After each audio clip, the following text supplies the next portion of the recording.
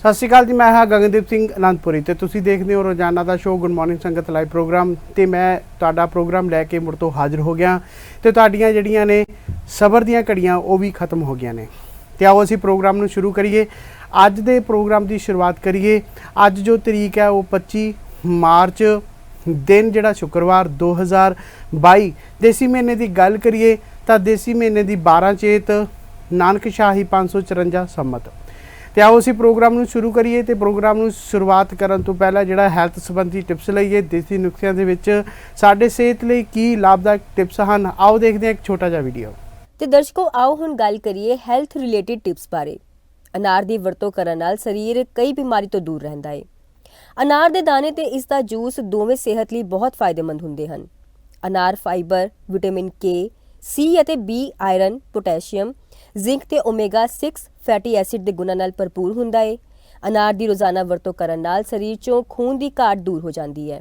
ਇਸ ਤੋਂ ਇਲਾਵਾ ਭੁੱਖ ਲੱਗਦੀ ਹੈ ਤਾਂ ਸਰੀਰ ਦੀਆਂ ਸਾਰੀਆਂ ਕਮਜ਼ੋਰੀਆਂ ਦੂਰ ਹੋ ਜਾਂਦੀਆਂ ਹਨ। ਇੰਨਾ ਹੀ ਨਹੀਂ, ਅਨਾਰ ਖਾਣ ਦੇ ਹੋਰ ਵੀ ਬਹੁਤ ਸਾਰੇ ਫਾਇਦੇ ਹੁੰਦੇ ਹਨ ਜਿਨ੍ਹਾਂ ਦੇ ਬਾਰੇ ਅੱਜ ਅਸੀਂ ਤੁਹਾਨੂੰ ਦੱਸਾਂਗੇ। ਦਿਲ ਦੇ ਮਰੀਜ਼ਾਂ ਲਈ ਫਾਇਦੇਮੰਦ ਅਨਾਰ ਖਾਣ ਜਾਂ ਇਸ ਦਾ ਜੂਸ ਪੀਣ ਨਾਲ ਬਲੱਡ ਸਰਕੂਲੇਸ਼ਨ ਠੀਕ ਰਹਿੰਦਾ ਹੈ, ਜਿਸ ਨਾਲ ਦਿਲ ਦੇ ਰੋਗ ਤੇ ਹਾਰਟ ਅਟੈਕ ਦਾ ਖਤਰਾ ਘੱਟ ਹੁੰਦਾ ਹੈ। ਨਾਲ ਹੀ ਜੇਕਰ ਤੁਸੀਂ ਦਿਲ ਦੇ ਮਰੀਜ਼ ਹੋ ਤਾਂ ਵੀ ਇਸ ਦੀ ਨਿਯਮਿਤ ਵਰਤੋਂ ਤੁਹਾਡੇ ਲਈ ਫਾਇਦੇਮੰਦ ਹੁੰਦੀ ਹੈ। ਸ਼ੂਗਰ 'ਚ ਫਾਇਦੇਮੰਦ ਸ਼ੂਗਰ ਦੇ ਰੋਗੀਆਂ ਨੂੰ ਲੱਗਦਾ ਹੈ ਕਿ ਅਨਾਰ ਵਿੱਚ ਸ਼ੂਗਰ ਹੋਣ ਕਾਰਨ ਇਸ ਦਾ ਸੇਵਨ ਨਹੀਂ ਕਰਨਾ ਚਾਹੀਦਾ, ਪਰ ਅਨਾਰ ਨਾਲੋਂ ਜ਼ਿਆਦਾ ਸ਼ੂਗਰ ਇਸ ਦੇ ਜੂਸ ਵਿੱਚ ਹੁੰਦੀ ਹੈ। ਇਸ ਲਈ ਡਾਕਟਰਜ਼ ਸ਼ੂਗਰ ਰੋਗੀਆਂ ਨੂੰ ਅਨਾਰ ਦੀ ਬਜਾਏ ਉਸ ਨਾਲ ਤਿਆਰ ਕੀਤੇ ਗਏ ਜੂਸ ਨੂੰ ਘੱਟ ਪੀਣ ਦੀ ਸਲਾਹ ਦਿੰਦੇ ਹਨ। ਕੈਂਸਰ ਤੋਂ ਬਚਾਅ ਅਨਾਰ ਵਿੱਚ ਅਜਿਹੇ ਗੁਣ ਹਨ ਜੋ ਸਰੀਰ 'ਚ ਕੈਂਸਰ ਸੈਲਜ਼ ਨੂੰ ਵਧਣ ਤੋਂ ਰੋਕਦੇ ਹਨ। ਰੋਜ਼ਾਨਾ ਮੁੱਠੀ ਇੱਕ ਅਨਾਰ ਦਾ ਸੇਵਨ ਪ੍ਰੋਸਟੇਟ, ਬ੍ਰੈਸਟ ਤੇ ਸਕਿਨ ਕੈਂਸਰ ਦਾ ਖਤਰਾ ਘੱਟ ਕਰਦਾ ਹੈ। ਜਿਨ੍ਹਾਂ ਲੋਕਾਂ ਨੂੰ ਕੈਂਸਰ ਹੈ ਉਹਨਾਂ ਲਈ ਇਸ ਦਾ ਜੂਸ ਪੀਣਾ ਫਾਇਦੇਮੰਦ ਹੁੰਦਾ ਹੈ। ਇਸ ਨਾਲ ਸਰੀਰ 'ਚ PSA ਦਾ ਪੱਧਰ ਘੱਟ ਜਾਂਦਾ ਹੈ, ਜਿਸ ਨਾਲ ਕੈਂਸਰ ਨਾਲ ਲੜਨ 'ਚ ਮਦਦ ਮਿਲਦੀ ਹੈ। ਮੋਟਾਪਾ ਰੱਖੀ ਕੰਟਰੋਲ ਅਨਾਰ ਖਾਣ ਜਾਂ ਰੋਜ਼ਾਨਾ ਇਸ ਦਾ ਇੱਕ ਗਲਾਸ ਜੂਸ ਪੀਣ ਨਾਲ ਕਮਰ ਦੀ ਚਰਬੀ ਨੂੰ ਘੱਟ ਕੀਤਾ ਜਾ ਸਕਦਾ ਹੈ। ਨਾਲ ਹੀ ਇਸ ਦਾ ਸੇਵਨ ਕਰਨ ਨਾਲ ਭਾਰ ਵੀ ਕੰਟਰੋਲ ਵਿੱਚ ਰਹਿੰਦਾ ਹੈ। ਜੋੜਾਂ 'ਚ ਦਰਦ ਤੋਂ ਰਾਹਤ ਅਨਾਰ ਦੇ ਰਸ ਦੀ ਰੋਜ਼ਾਨਾ ਵਰਤੋਂ ਕਰਨ ਨਾਲ ਮਾਸਪੇਸ਼ੀਆਂ, ਹੱਡੀਆਂ ਤੇ ਜੋੜਾਂ ਦੇ ਦਰਦ ਤੋਂ ਰਾਹਤ ਮਿਲਦੀ ਹੈ। ਜਿਨ੍ਹਾਂ ਲੋਕਾਂ ਨੂੰ ਅਕਸਰ ਜੋੜਾਂ 'ਚ ਦਰਦ ਦੀ ਸ਼ਿਕਾਇਤ ਰਹਿੰਦੀ ਹੈ ਉਹਨਾਂ ਨੂੰ ਡਾਕਟਰ ਵੀ ਅਨਾਰ ਖਾਣ ਦੀ ਸਲਾਹ ਦਿੰਦੇ ਹਨ। ਗਰਭ ਅਵਸਥਾ ਵਿੱਚ ਫਾਇਦੇਮੰਦ ਇਸ ਵਿੱਚ ਵਿਟਾਮਿਨ, ਮਿਨਰਲਸ ਤੇ ਫੋਲਿਕ ਐਸਿਡ ਮੌਜੂਦ ਹੁੰਦਾ ਹੈ ਜੋ ਕਿ ਗਰਭ ਵਿੱਚ ਪਲ ਰਹੇ ਬੱਚੇ ਤੇ ਮਾਂ ਲਈ ਫਾਇਦੇਮੰਦ ਹੈ। ਨਾਲ ਹੀ ਇਸ ਦਾ ਸੇਵਨ ਪ੍ਰੈਗਨੈਂਸੀ ਵਿੱਚ ਪੈਰਾਂ ਦੇ ਦਰਦ ਤੋਂ ਰਾਹਤ ਦਿੰਦਾ ਹੈ। ਇਸ ਤੋਂ ਇਲਾਵਾ ਇਸ ਦੇ ਸੇਵਨ ਨਾਲ ਪ੍ਰੀਮੈਚੁਰ ਡਿਲੀਵਰੀ ਦਾ ਖਤਰਾ ਵੀ ਘੱਟ ਹੁੰਦਾ ਹੈ। ਕੋਲੇਸਟ੍ਰੋਲ ਲੈਵਲ ਨੂੰ ਕਰੇ ਕੰਟਰੋਲ ਅਨਾਰ ਖਾਣ ਨਾਲ ਸਰੀਰ ਵਿੱਚ ਕੋਲੇਸਟ੍ਰੋਲ ਲੈਵਲ ਨਹੀਂ ਵੱਧਦਾ। ਨਾਲ ਹੀ ਇਸ ਦਾ ਸੇਵਨ ਧਮਨੀਆਂ 'ਚ ਬਲੌਕੇਜ ਦੀ ਸਮੱਸਿਆ ਨੂੰ ਦੂਰ ਕਰਕੇ ਬਲੱਡ ਫਲੋ ਵੀ ਵਧਾਉਂਦਾ ਹੈ। ਤਣਾਅ ਤੋਂ ਰੱਖਦਾ ਹੈ ਦੂਰ ਜੇਕਰ ਤੁਹਾਨੂੰ ਵੀ ਦਫ਼ਤਰ ਦੇ ਕੰਮ ਕਾਰਨ ਅਕਸਰ ਤਣਾਅ ਜਾਂ ਟੈਨਸ਼ਨ ਰਹਿੰਦੀ ਹੈ ਤਾਂ ਰੋਜ਼ਾਨਾ ਅਨਾਰ ਖਾਣ ਦੀ ਆਦਤ ਪਾਓ। ਇਸ ਦਾ ਸੇਵਨ ਤਣਾਅ ਬੂਸਟ ਕਰਨ ਵਿੱਚ ਮਦਦ ਕਰਦਾ ਹੈ। ਖੂਨ ਦੇ ਥੱਕੇ ਬਣਨਾ ਅਨਾਰ ਦਾ ਸੇਵਨ ਖੂਨ ਨੂੰ ਪਤਲਾ ਬਣਾਉਂਦਾ ਹੈ, ਜਿਸ ਨਾਲ ਖੂਨ ਦੇ ਥੱਕੇ ਨਹੀਂ ਬਣਦੇ। ਇਸ ਤੋਂ ਇਲਾਵਾ ਇਸ ਦਾ ਕਿਸੇ ਵੀ ਰੂਪ 'ਚ ਸੇਵਨ ਸਰੀਰ ਵਿੱਚ ਖੂਨ ਦੀ ਕਮੀ ਨੂੰ ਪੂਰਾ ਵੀ ਕਰਦਾ ਹੈ। ਐਂਟੀ ਏਜਿੰਗ ਗੁਣ ਅਨਾਰ 'ਚ ਜ਼ਿਆਦਾ ਮਾਤਰਾ ਵਿੱਚ ਵਿਟਾਮਿਨ A, E ਤੇ C ਹੁੰਦਾ ਹੈ, ਜਿਸ ਨਾਲ ਵੱਧਦੀ ਉਮਰ ਦੀ ਸਮੱਸਿਆ ਦੂਰ ਰਹਿੰਦੀ ਹੈ। ਰੋਜ਼ਾਨਾ ਇਸ ਦਾ ਸੇਵਨ ਚਮੜੀ ਦੀਆਂ ਰੇਖਾਵਾਂ ਤੇ ਝੁਰੜੀਆਂ ਨੂੰ ਰੋਕਣ ਵਿੱਚ ਮਦਦ ਕਰਦਾ ਹੈ। ਇਹ ਸਨ ਅੱਜ ਦੇ ਹੈਲਥ ਰਿਲੇਟਡ ਟਿਪਸ। ਤੇ ਅੱਜ ਦੇ ਅਸੀਂ ਹੈਲਥ ਟਿਪਸ ਦੇ ਵਿੱਚ ਦੇਖਿਆ ਕਿ ਅਨਾਰ ਦੀ ਵਰਤੋਂ ਦੇ ਨਾਲ ਸਾਨੂੰ ਜਿਹੜੇ ਨੇ ਕਿੰਨੇ ਜ਼ਿਆਦਾ ਫਾਇਦੇ ਹੋ ਰਹੇ ਨੇ। ਤੇ ਮੈਂ ਆਪਣੇ ਦਰਸ਼ਕਾਂ ਦੇ ਨਾਲ ਜਿਹੜੀ ਇੱਕ ਗੱਲ ਹੋਰ ਸਾਂਝੀ ਕਰਨਾ ਚਾਹੁੰਦਾ ਆ। ਅੱਜ ਦੇ ਸਾਡੇ ਜਿਹੜੇ ਨੌਜਵਾਨ ਨੇ, ਸਾਡੇ ਨੌਜਵਾਨਾਂ ਦਾ ਰੁਝਾਨ ਜਿਹੜਾ ਆ ਫਾਸਟ ਫੂਡ ਵੱਲ ਜਿਹੜਾ ਆ ਉਹ ਵੱਧ ਗਿਆ ਆ। ਤੇ ਦੂਸਰੀ ਗੱਲ ਅਸੀਂ ਇਹ ਵੀ ਕਹਿ ਸਕਦੇ ਆ ਕਿ ਜਿਵੇਂ ਛੇਤੀ, ਸਸਤਾ ਜਾਂ ਸਾਨੂੰ ਆਪ ਮੁਸ਼ੱਕਤ ਨਾ ਕਰਨੀ ਪਵੇ, ਇਹ ਜਿਹਾ ਜਿਹੜਾ ਆ ਅਸੀਂ ਭੋਜਨ ਖਾਣਾ ਪਸੰਦ ਕਰਦੇ ਹਾਂ। ਅਸੀਂ ਫਟਾਫਟ ਫ਼ੋਨ ਚੱਕਦੇ ਹਾਂ, ਫ਼ੋਨ ਚੱਕ ਕੇ ਜਿਹੜਾ ਆ ਔਨਲਾਈਨ ਕੋਈ ਪੀਜ਼ਾ ਆਰਡਰ ਕਰ ਦਿੰਦੇ ਹਾਂ, ਬਰਗਰ ਆਰਡਰ ਕਰ ਦਿੰਦੇ ਹਾਂ, ਸਨੈਕਸ ਕਰ ਦਿੰਦੇ ਹਾਂ, ਜਾਂ ਅਸੀਂ ਹੋਰ ਇੱਦਾਂ ਦੀਆਂ ਜਿਹੜੀਆਂ ਚੀਜ਼ਾਂ ਨੇ ਉਹ ਆਰਡਰ ਕਰ ਦਿੰਦੇ ਹਾਂ ਜਿਨ੍ਹਾਂ ਦੇ ਵਿੱਚ ਸਾਨੂੰ ਮੁਸ਼ੱਕਤ ਨਹੀਂ ਕਰਨੀ ਪੈਂਦੀ, ਪਰ ਉਹ ਪੱਕੇ ਪਕਾਏ ਪਕਵਾਨ ਜਿਹੜੇ ਨੇ ਉਹ ਸਾਡੇ ਘਰੇ ਆ ਜਾਂਦੇ ਨੇ। ਅਸੀਂ ਜੂਸ ਨੂੰ ਚਾਹੇ ਉਹ ਬਨਾਨਾ ਸ਼ੇਕ ਹੋਵੇ, ਚਾਹੇ ਮੈਂਗੋ ਸ਼ੇਕ ਹੋਵੇ, ਜਿਹੜਾ ਮਰਜ਼ੀ ਸ਼ੇਕ ਹੋਵੇ ਜਾਂ ਕੋਈ ਵੀ ਕਿਸੇ ਵੀ ਤਰ੍ਹਾਂ ਦਾ ਜੂਸ ਹੈ, ਅਸੀਂ ਉਸ ਤੋਂ ਥੋੜ੍ਹੀ ਜਿਹੀ ਐਲਰਜੀ ਕਰਦੇ ਹਾਂ। ਅਤੇ ਦੂਸਰੀ ਗੱਲ, ਅੱਜ ਕੱਲ੍ਹ ਦੇ ਨੌਜਵਾਨਾਂ ਦੇ ਵਿੱਚ ਚਾਹੇ ਉਹ ਲੜਕੇ ਹੋਣ, ਚਾਹੇ ਲੜਕੀਆਂ ਹੋਣ, ਚਾਹੇ ਔਰਤਾਂ ਹੋਣ ਤੇ ਚਾਹੇ ਉਹ ਮਰਦ ਹੋਣ, ਥੋੜ੍ਹਾ ਜਿਹਾ ਘਿਣਾ ਜੀ ਕਰਦੇ ਨੇ ਕਿ ਹਾਂ ਅਸੀਂ ਦੇਸੀ ਘਿਓ ਨਹੀਂ ਖਾਣਾ, ਕੋਈ ਫੈਟ ਵਾਲੀ ਚੀਜ਼ ਨਹੀਂ ਖਾਣੀ, ਜਾਂ ਅਸੀਂ ਜਿਹੜਾ ਆ ਪਨੀਰ ਨਹੀਂ ਖਾਣਾ, ਇਹਦੇ ਨਾਲ ਫੈਟ ਵਧੂਗੀ। ਤੇ ਇਸ ਲਈ ਜਿਹੜਾ ਆ ਉਹ ਲੋੜੀਂਦੀ ਮਾਤਰਾ ਦੇ ਵਿੱਚ ਜਿੰਨੀ ਸਰੀਰ ਨੂੰ ਫੈਟ ਚਾਹੀਦੀ ਹੁੰਦੀ ਆ ਉਨੀ ਫੈਟ ਵੀ ਜਿਹੜੀ ਆ ਉਹ ਲੈ ਨਹੀਂ ਸਕਦੇ। ਬਾਕੀ ਗੱਲ ਕਰੀਏ ਅਸੀਂ ਦਾਲਾਂ ਦੀ, ਦਾਲਾਂ ਸਾਡੇ ਲਈ ਬਹੁਤ ਜਿਹੜੀਆਂ ਨੇ ਲਾਭਦਾਇਕ ਹੁੰਦੀਆਂ ਨੇ। ਤੇ ਹਰ ਇੱਕ ਦਾਲ ਦੇ ਵਿੱਚ ਪ੍ਰੋਟੀਨ ਜਿਹੜੇ ਨੇ, ਚਾਹੇ ਵਿਟਾਮਿਨਸ ਦੀ ਗੱਲ ਕਰ ਲਈਏ, ਚਾਹੇ ਕਾਰਬੋਹਾਈਡਰੇਟ ਦੀ ਗੱਲ ਕਰ ਲਈਏ, ਇਸੇ ਤਰ੍ਹਾਂ ਜਿਹੜੀਆਂ ਨੇ ਸਬਜ਼ੀਆਂ ਦੀ ਗੱਲ ਕਰ ਲਈਏ, ਚਾਹੇ ਉਹ ਬੈਂਗਣ ਹੋਵੇ, ਪਾਲਕ ਹੋਵੇ, ਅਦਰਕ ਹੋਵੇ, ਅਮਰੂਦ ਹੋਵੇ, ਜਾਂ ਅਸੀਂ ਘੀਆ ਕਹਿ ਲਈਏ ਜਾਂ ਕਾਲੀ ਤੋਰੀ ਕਹਿ ਲਈਏ, ਇਸੇ ਤਰ੍ਹਾਂ ਦੀਆਂ ਅਨੇਕਾਂ ਤਰ੍ਹਾਂ ਦੀਆਂ ਜਿਹੜੀਆਂ ਸਬਜ਼ੀਆਂ ਨੇ ਲਗਾਤਾਰ ਜਿਹੜੀਆਂ ਨੇ ਉਹ ਉਹਨਾਂ ਦੇ ਵਿੱਚ ਜਿਹੜੇ ਨੇ ਕਾਰਬੋਹਾਈਡਰੇਟਸ ਵਗੈਰਾ ਜਿਹੜੇ ਨੇ ਜਾਂ ਫਾਸਫੋਰਸ, ਗੰਧਕ, ਵਿਟਾਮਿਨਸ ਭਰਪੂਰ ਮਾਤਰਾ ਦੇ ਵਿੱਚ ਨੇ। ਪਰ ਸਾਨੂੰ ਅੱਜ ਇਹਨਾਂ ਤੋਂ ਥੋੜ੍ਹੀ ਜਿਹੀ ਐਲਰਜੀ ਹੋਣ ਲੱਗ ਗਈ ਹੈ, ਕਿਉਂਕਿ ਅਸੀਂ ਸਵਾਦਲੇ ਭੋਜਨ ਵੱਲ ਜ਼ਿਆਦਾ ਭੱਜਦੇ ਹਾਂ। ਸਾਨੂੰ ਇਹ ਨਹੀਂ ਪਤਾ ਕਿ ਇਸ ਜਿਹੜੇ ਫਾਸਟ ਫੂਡ ਦੇ ਸਾਨੂੰ ਜਿਹੜੇ ਨੇ ਖਾਣ ਦੇ ਬਹੁਤ ਜਿਹੜੇ ਜ਼ਿਆਦਾ ਨੁਕਸਾਨ ਹੋ ਸਕਦੇ ਨੇ, ਅਤੇ ਜਿਹੜੀਆਂ ਸਧਾਰਨ ਜੀਆਂ ਸਬਜ਼ੀਆਂ ਦਿਖਣ ਵਾਲੀਆਂ ਜਾਂ ਮਤਲਬ ਘੱਟ ਸਵਾਦ ਦੇਣ ਵਾਲੀਆਂ, ਜੋ ਜੀਭ ਨੂੰ ਨਾ ਸਵਾਦ ਲੱਗਦੀਆਂ ਹੋਣ, ਉਹਨਾਂ ਸਬਜ਼ੀਆਂ ਦੇ ਵਿੱਚ ਸਾਨੂੰ ਜਿਹੜਾ ਆ ਕਿੰਨੇ ਫਾਇਦੇ ਹੋ ਸਕਦੇ ਨੇ। ਇਸੇ ਤਰ੍ਹਾਂ ਜਿਹੜਾ ਆ ਅਨਾਰ ਦੀ ਜੇ ਗੱਲ ਕਰੀਏ ਅਸੀਂ, ਅਨਾਰ ਵੀ ਸਾਡੇ ਲਈ ਜਿਹੜਾ ਆ ਕਾਫੀ ਲਾਭਦਾਇਕ ਹੈ। ਤੁਸੀਂ ਇਸ ਵੀਡੀਓ ਦੇ ਵਿੱਚ ਜਿਹੜਾ ਵੇਖਿਆ ਆ ਕਿ ਇਸ ਦੇ ਸੇਵਨ ਦੇ ਨਾਲ ਸਾਨੂੰ ਜਿਹੜਾ ਆ ਖੂਨ ਦੀ ਜਿਹੜੀ ਸਾਡੇ ਸਰੀਰ ਦੇ ਵਿੱਚ ਕਮੀ ਹੁੰਦੀ ਆ ਉਸ ਨੂੰ ਵੀ ਜਿਹੜਾ ਆ ਇਹ ਪੂਰਾ ਕਰਦਾ ਹੈ। ਅਤੇ ਜਿਸ ਤਰ੍ਹਾਂ ਮਤਲਬ ਇਸ ਵੀਡੀਓ ਦੇ ਵਿੱਚ ਦਿਖਾਇਆ ਗਿਆ ਆ ਕਿ ਤੁਸੀਂ ਜਿਹੜੀ ਅਨਾਰ ਦੀ ਵਰਤੋਂ ਕਿਸ ਤਰ੍ਹਾਂ ਕਰਨੀ ਹੈ ਜਾਂ ਉਸਦੇ ਕੀ ਫਾਇਦੇ ਨੇ, ਤੁਸੀਂ ਵੀ ਆਪਣੀ ਜ਼ਿੰਦਗੀ ਦੇ ਵਿੱਚ ਜਿਹੜਾ ਆ ਅਨਾਰ ਦੀ ਵਰਤੋਂ ਕਰਕੇ ਜਿਹੜਾ ਆ ਕੁਝ ਲਾਭ ਲੈ ਸਕਦੇ ਹੋ। ਅਤੇ ਆਓ ਅਸੀਂ ਪ੍ਰੋਗਰਾਮ ਨੂੰ ਹੁਣ ਅੱਗੇ ਵਧਾਈਏ। ਅਗਲਾ ਪ੍ਰੋਗਰਾਮ ਜੋ ਸਾਡਾ, ਅਸੀਂ ਇਤਿਹਾਸ ਦੇ ਵਿੱਚੋਂ ਝਾਤ ਮਾਰਦੇ ਹਾਂ, ਚਾਹੇ ਉਹ ਸਿੱਖ ਇਤਿਹਾਸ ਹੋਵੇ, ਚਾਹੇ ਘਟਨਾਵਾਂ ਹੋਣ, ਗੁਰੂਆਂ ਦੇ ਸੰਬੰਧੀ ਹੋਣ, ਚਾਹੇ ਸਿੱਖ ਯੋਧਿਆਂ ਦੀ ਹੋਣ, ਚਾਹੇ ਉਹ ਭਾਰਤ ਦੇ ਇਤਿਹਾਸ ਦੇ ਵਿੱਚੋਂ ਜਿਹੜਾ ਆ ਜਿਹੜੇ ਯੋਧੇ ਹੋਣ ਉਹਨਾਂ ਦੀ ਅਸੀਂ ਗੱਲ ਕਰੀਏ। ਅਤੇ ਸ਼ੁਰੂਆਤੀ ਜਿਹੜੀ ਹੈ ਇਸ ਪ੍ਰੋਗਰਾਮ ਦੀ ਇਤਿਹਾਸ ਦੀ ਜਿਹੜੀ ਮੈਂ ਕਰਨੀ ਚਾਹਾਂਗਾ, ਅਤੇ ਉਸ ਤੋਂ ਪਹਿਲਾਂ ਮੈਂ ਇੱਕ ਬੇਨਤੀ ਕਰਨਾ ਚਾਹਾਂਗਾ ਕਿ ਇਸ ਇਤਿਹਾਸ ਦੇ ਖਤਮ ਹੋਣ ਤੋਂ ਬਾਅਦ ਜਦੋਂ ਸਾਡਾ ਜਿਹੜਾ ਆ ਬ੍ਰੇਕ ਦਾ ਸਮਾਂ ਹੋਏਗਾ, ਉਸ ਤੋਂ ਬਾਅਦ ਤੁਸੀਂ ਸਾਡੇ ਨਾਲ ਕਾਲ 'ਤੇ ਜੁੜ ਸਕਦੇ ਹੋ। ਸਕਰੀਨ 'ਤੇ ਦਿੱਤੇ ਤੁਹਾਨੂੰ ਨੰਬਰ ਦਿੱਤੇ ਗਏ ਨੇ, ਤੁਸੀਂ ਉਹਨਾਂ ਨੰਬਰਾਂ 'ਤੇ ਵੀ ਜਿਹੜਾ ਆ ਸਾਡੇ ਨਾਲ ਕੰਟੈਕਟ ਕਰਕੇ ਸਾਡੇ ਇਸ ਪ੍ਰੋਗਰਾਮ ਦੇ ਵਿੱਚ ਜਿਹੜਾ ਆ ਸ਼ਮੂਲੀਅਤ ਕਰ ਸਕਦੇ ਹੋ। ਸਾਡੇ ਨਾਲ ਜਿਹੜਾ ਆ ਰਾਬਤਾ ਕਾਇਮ ਕਰ ਸਕਦੇ ਹੋ। ਆਪਣੇ ਦਿਲ ਦੇ ਬਲਬਲੇ ਜਿਹੜੇ ਨੇ ਉਹ ਵੀ ਸਾਡੇ ਨਾਲ ਜਿਹੜੇ ਆ ਉਹ ਸਾਂਝੇ ਕਰ ਸਕਦੇ ਹੋ। ਦੂਸਰੀ ਗੱਲ ਇਹ ਵੀ ਆ ਕਿ ਜ਼ਰੂਰੀ ਨਹੀਂ ਹੈ ਕਿ ਅਸੀਂ ਇੱਕ ਕੋਈ ਚੰਗੀ ਖਬਰ ਜਿਹੜੀ ਸਭ ਤੋਂ ਪਹਿਲਾਂ ਤੁਹਾਨੂੰ ਪਤਾ ਲੱਗੀ ਹੋਵੇ ਤੁਸੀਂ ਉਹੀ ਦੇਣੀ ਹੈ। ਤੁਸੀਂ ਆਪਣੇ ਯਾਦਗਾਰ ਪਲ ਵੀ ਸਾਡੇ ਨਾਲ ਸਾਂਝੇ ਕਰ ਸਕਦੇ ਹੋ। ਆਪਣੀ ਪੰਜਾਬ ਦੀਆਂ ਜਿਹੜੀਆਂ ਕੁਝ ਘਟਨਾਵਾਂ, ਕੁਝ ਮੈਸੇਜ ਦੇਣ ਵਾਲੀਆਂ ਜਿਹੜੀਆਂ ਗੱਲਾਂ ਹੁੰਦੀਆਂ ਨੇ, ਤੁਸੀਂ ਉਹ ਵੀ ਸਾਡੇ ਨਾਲ ਸਾਂਝੀਆਂ ਕਰ ਸਕਦੇ ਨੇ। ਜਿਵੇਂ ਕੱਲ੍ਹ ਗੁਰਦੇਵ ਸਿੰਘ ਜੀ ਭੋਗਲ ਹੁਣ ਜਿਹੜੇ ਸਾਡੇ ਕਾਲਰ ਰੋਜ਼ਾਨਾ ਇਸ ਪ੍ਰੋਗਰਾਮ ਦੇ ਵਿੱਚ ਹਾਜ਼ਰੀ ਲਾਉਂਦੇ ਨੇ, ਉਹਨਾਂ ਨੇ ਸਾਨੂੰ ਜਿਹੜਾ ਆ ਕਿਵੇਂ ਰੱਤੀ ਜਿਹੜੇ ਮਾਸੇ ਹੁੰਦੇ ਨੇ, ਤੌਲੇ ਹੁੰਦੇ ਨੇ, ਉਹਨਾਂ ਬਾਰੇ ਜਿਹੜਾ ਆ ਉਹ ਜੋੜ ਘਟਾਓ ਕਰਕੇ ਜਿਹੜਾ ਆ ਦੱਸਿਆ। ਅਤੇ ਉਹਨਾਂ ਨੇ ਕਿਹਾ ਕਿ ਜਿਹੜਾ ਸਾਡਾ ਦੁਕਾਨਦਾਰ ਹੈ ਵੀ ਉਹ ਵੀ ਜਿਹੜਾ ਆ ਚੁੱਪ ਹੋ ਗਿਆ ਸੀ। ਅਤੇ ਮੈਂ ਤਾਂ ਭੋਗਲ ਸਾਹਿਬ ਨੂੰ ਇਹੀ ਕਹਿਣਾ ਚਾਹਾਂਗਾ ਕਿ ਭੋਗਲ ਸਾਹਿਬ ਤੁਸੀਂ ਦੁਕਾਨਦਾਰ ਦੀ ਨਹੀਂ, ਸਾਡੀ ਵੀ ਜਿਹੜੀ ਆ ਉਹ ਜ਼ੁਬਾਨ 'ਤੇ ਤਾਲਾ ਲਗਾ ਦਿੱਤਾ ਸੀ, ਕਿਉਂਕਿ ਇਹਨਾਂ ਗੱਲਾਂ ਦਾ ਸਾਨੂੰ ਨਹੀਂ ਪਤਾ। ਇਹ ਗੱਲਾਂ ਨੂੰ ਸਮਝਣ ਵਾਸਤੇ ਜ਼ਰੂਰੀ ਨਹੀਂ ਹੈ ਕਿ ਤੁਹਾਡੇ ਕੋਲ ਜਿਹੜਾ ਆ ਉੱਚ ਵਿੱਦਿਆ ਦਾ ਸਰਟੀਫਿਕੇਟ ਕੋਲ ਹੋਵੇ।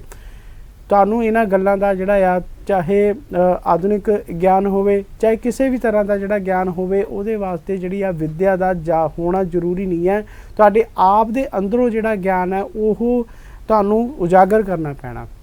ਜੇ ਅਸੀਂ ਪਹਿਲੇ ਸਮੇਂ ਦੇ ਵਿੱਚ ਜਾਈਏ ਤਾਂ ਉਦੋਂ ਇੰਨੇ ਵਿਦਿਆਲੇ ਨਹੀਂ ਸੀ ਹੁੰਦੇ, ਉਦੋਂ ਇੰਨੇ ਵੱਡੇ ਜਿਹੜੇ ਆ ਕਾਲਜਸ ਨਹੀਂ ਹੁੰਦੇ ਸੀਗੇ, ਇੰਨੇ ਜਿਹੜੇ ਮੁਹਾਰਤ ਰੱਖਦੇ ਜਿਹੜੇ ਆ ਉਹ ਗੁਰੂਜਨ ਨਹੀਂ ਹੁੰਦੇ ਸੀ।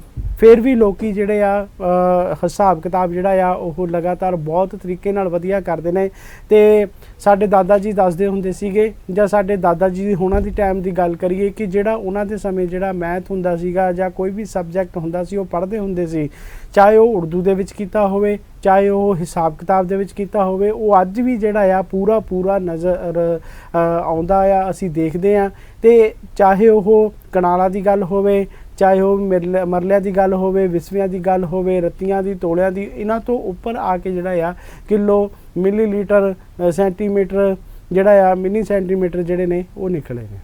ਅਤੇ ਇਸੇ ਤਰ੍ਹਾਂ ਜੇ ਅਸੀਂ ਗੱਲ ਨੂੰ ਅੱਗੇ ਵਧਾਈਏ ਜਾਂ ਅਸੀਂ ਅੱਜ ਦੇ ਪ੍ਰੋਗਰਾਮ ਨੂੰ ਅੱਗੇ ਵਧਾਈਏ, ਅਤੇ ਸਾਡਾ ਜਿਹੜਾ ਆ ਅੱਜ ਦਾ ਜਿਹੜਾ ਪ੍ਰੋਗਰਾਮ ਹੈ, ਅਤੇ ਮੈਂ ਦਰਸ਼ਕਾਂ ਦੇ ਨਾਲ ਗੱਲ ਸਾਂਝੀ ਕਰਨਾ ਚਾਹਾਂਗਾ। ਬੰਦਾ ਜ਼ਿੰਦਗੀ ਜਿਉਂਦਾ ਆ ਆਪਣੇ ਜ਼ਿੰਦਗੀ ਨੂੰ ਜਿਹੜਾ ਆ ਸੁਚੱਜੇ ਢੰਗ ਨਾਲ ਜਿਉਣ ਦੀ।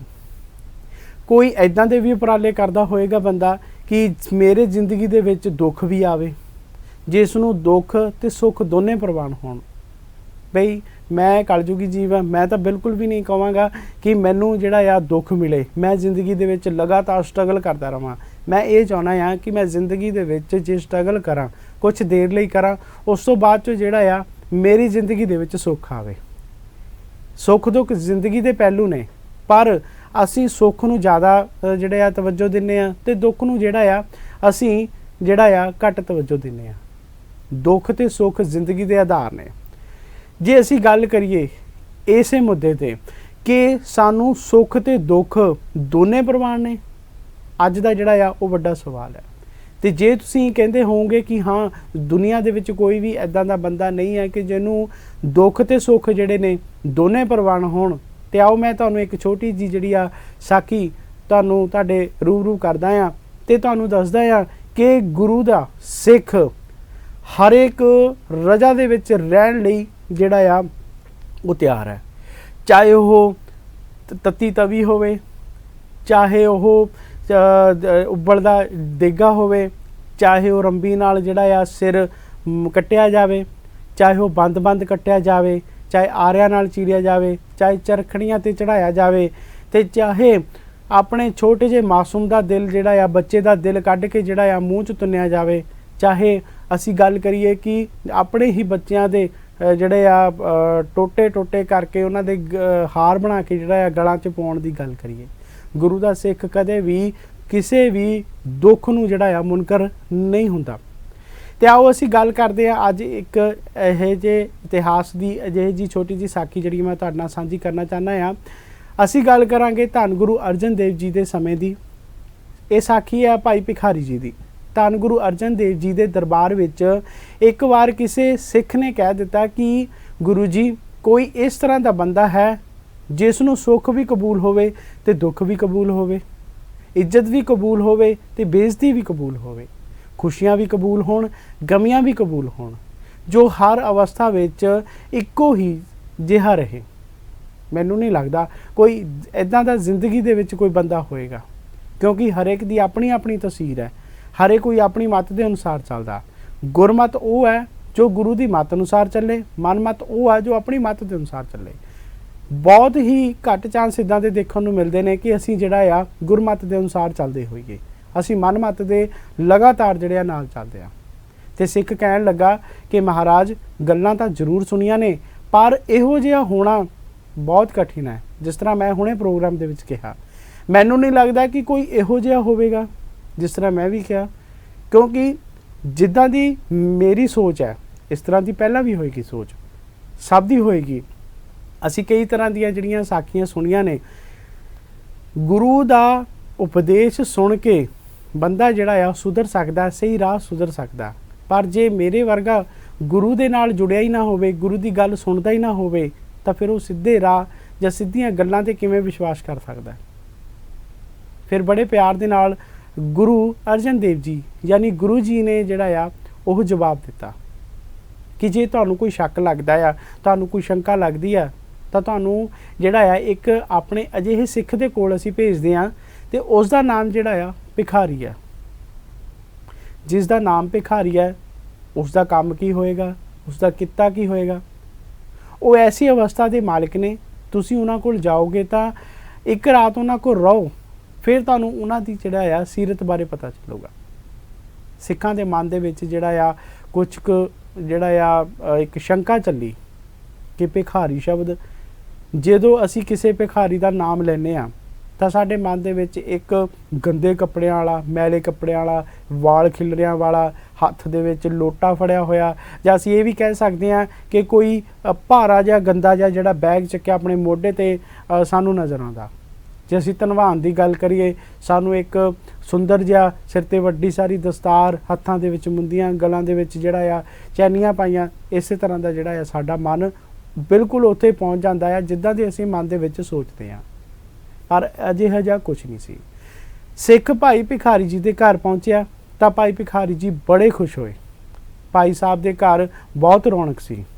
ਰੌਣਕ ਇਸ ਕਰਕੇ ਸੀ ਕਿਉਂਕਿ ਉਹਨਾਂ ਦੇ ਪੁੱਤਰ ਦਾ ਜਿਹੜਾ ਆ ਵਿਆਹ ਰੱਖਿਆ ਹੋਇਆ ਸੀ, ਤੇ ਖੁਸ਼ੀ ਤਾਂ ਆਪੇ ਹੋਣੀ ਸੀ, ਰੌਣਕ ਵੀ ਹੋਣੀ ਸੀ, ਮਠਿਆਈਆਂ ਤਿਆਰ ਹੋ ਰਹੀਆਂ ਸੀ, ਦੂਜੇ ਪਾਸੇ ਲੋਕ ਖੁਸ਼ ਸੀ, ਆਪਸ ਦੇ ਨਾਲ ਜਿਹੜੇ ਰਿਸ਼ਤੇਦਾਰ ਆ ਰਹੇ ਸੀ, ਆਪਸ ਦੇ ਵਿੱਚ ਗੱਲਾਂ ਕਰਦੇ ਸੀ, ਹੱਸ ਰਹੇ ਸੀ, ਖੁਸ਼ ਹੁੰਦੇ ਸੀ।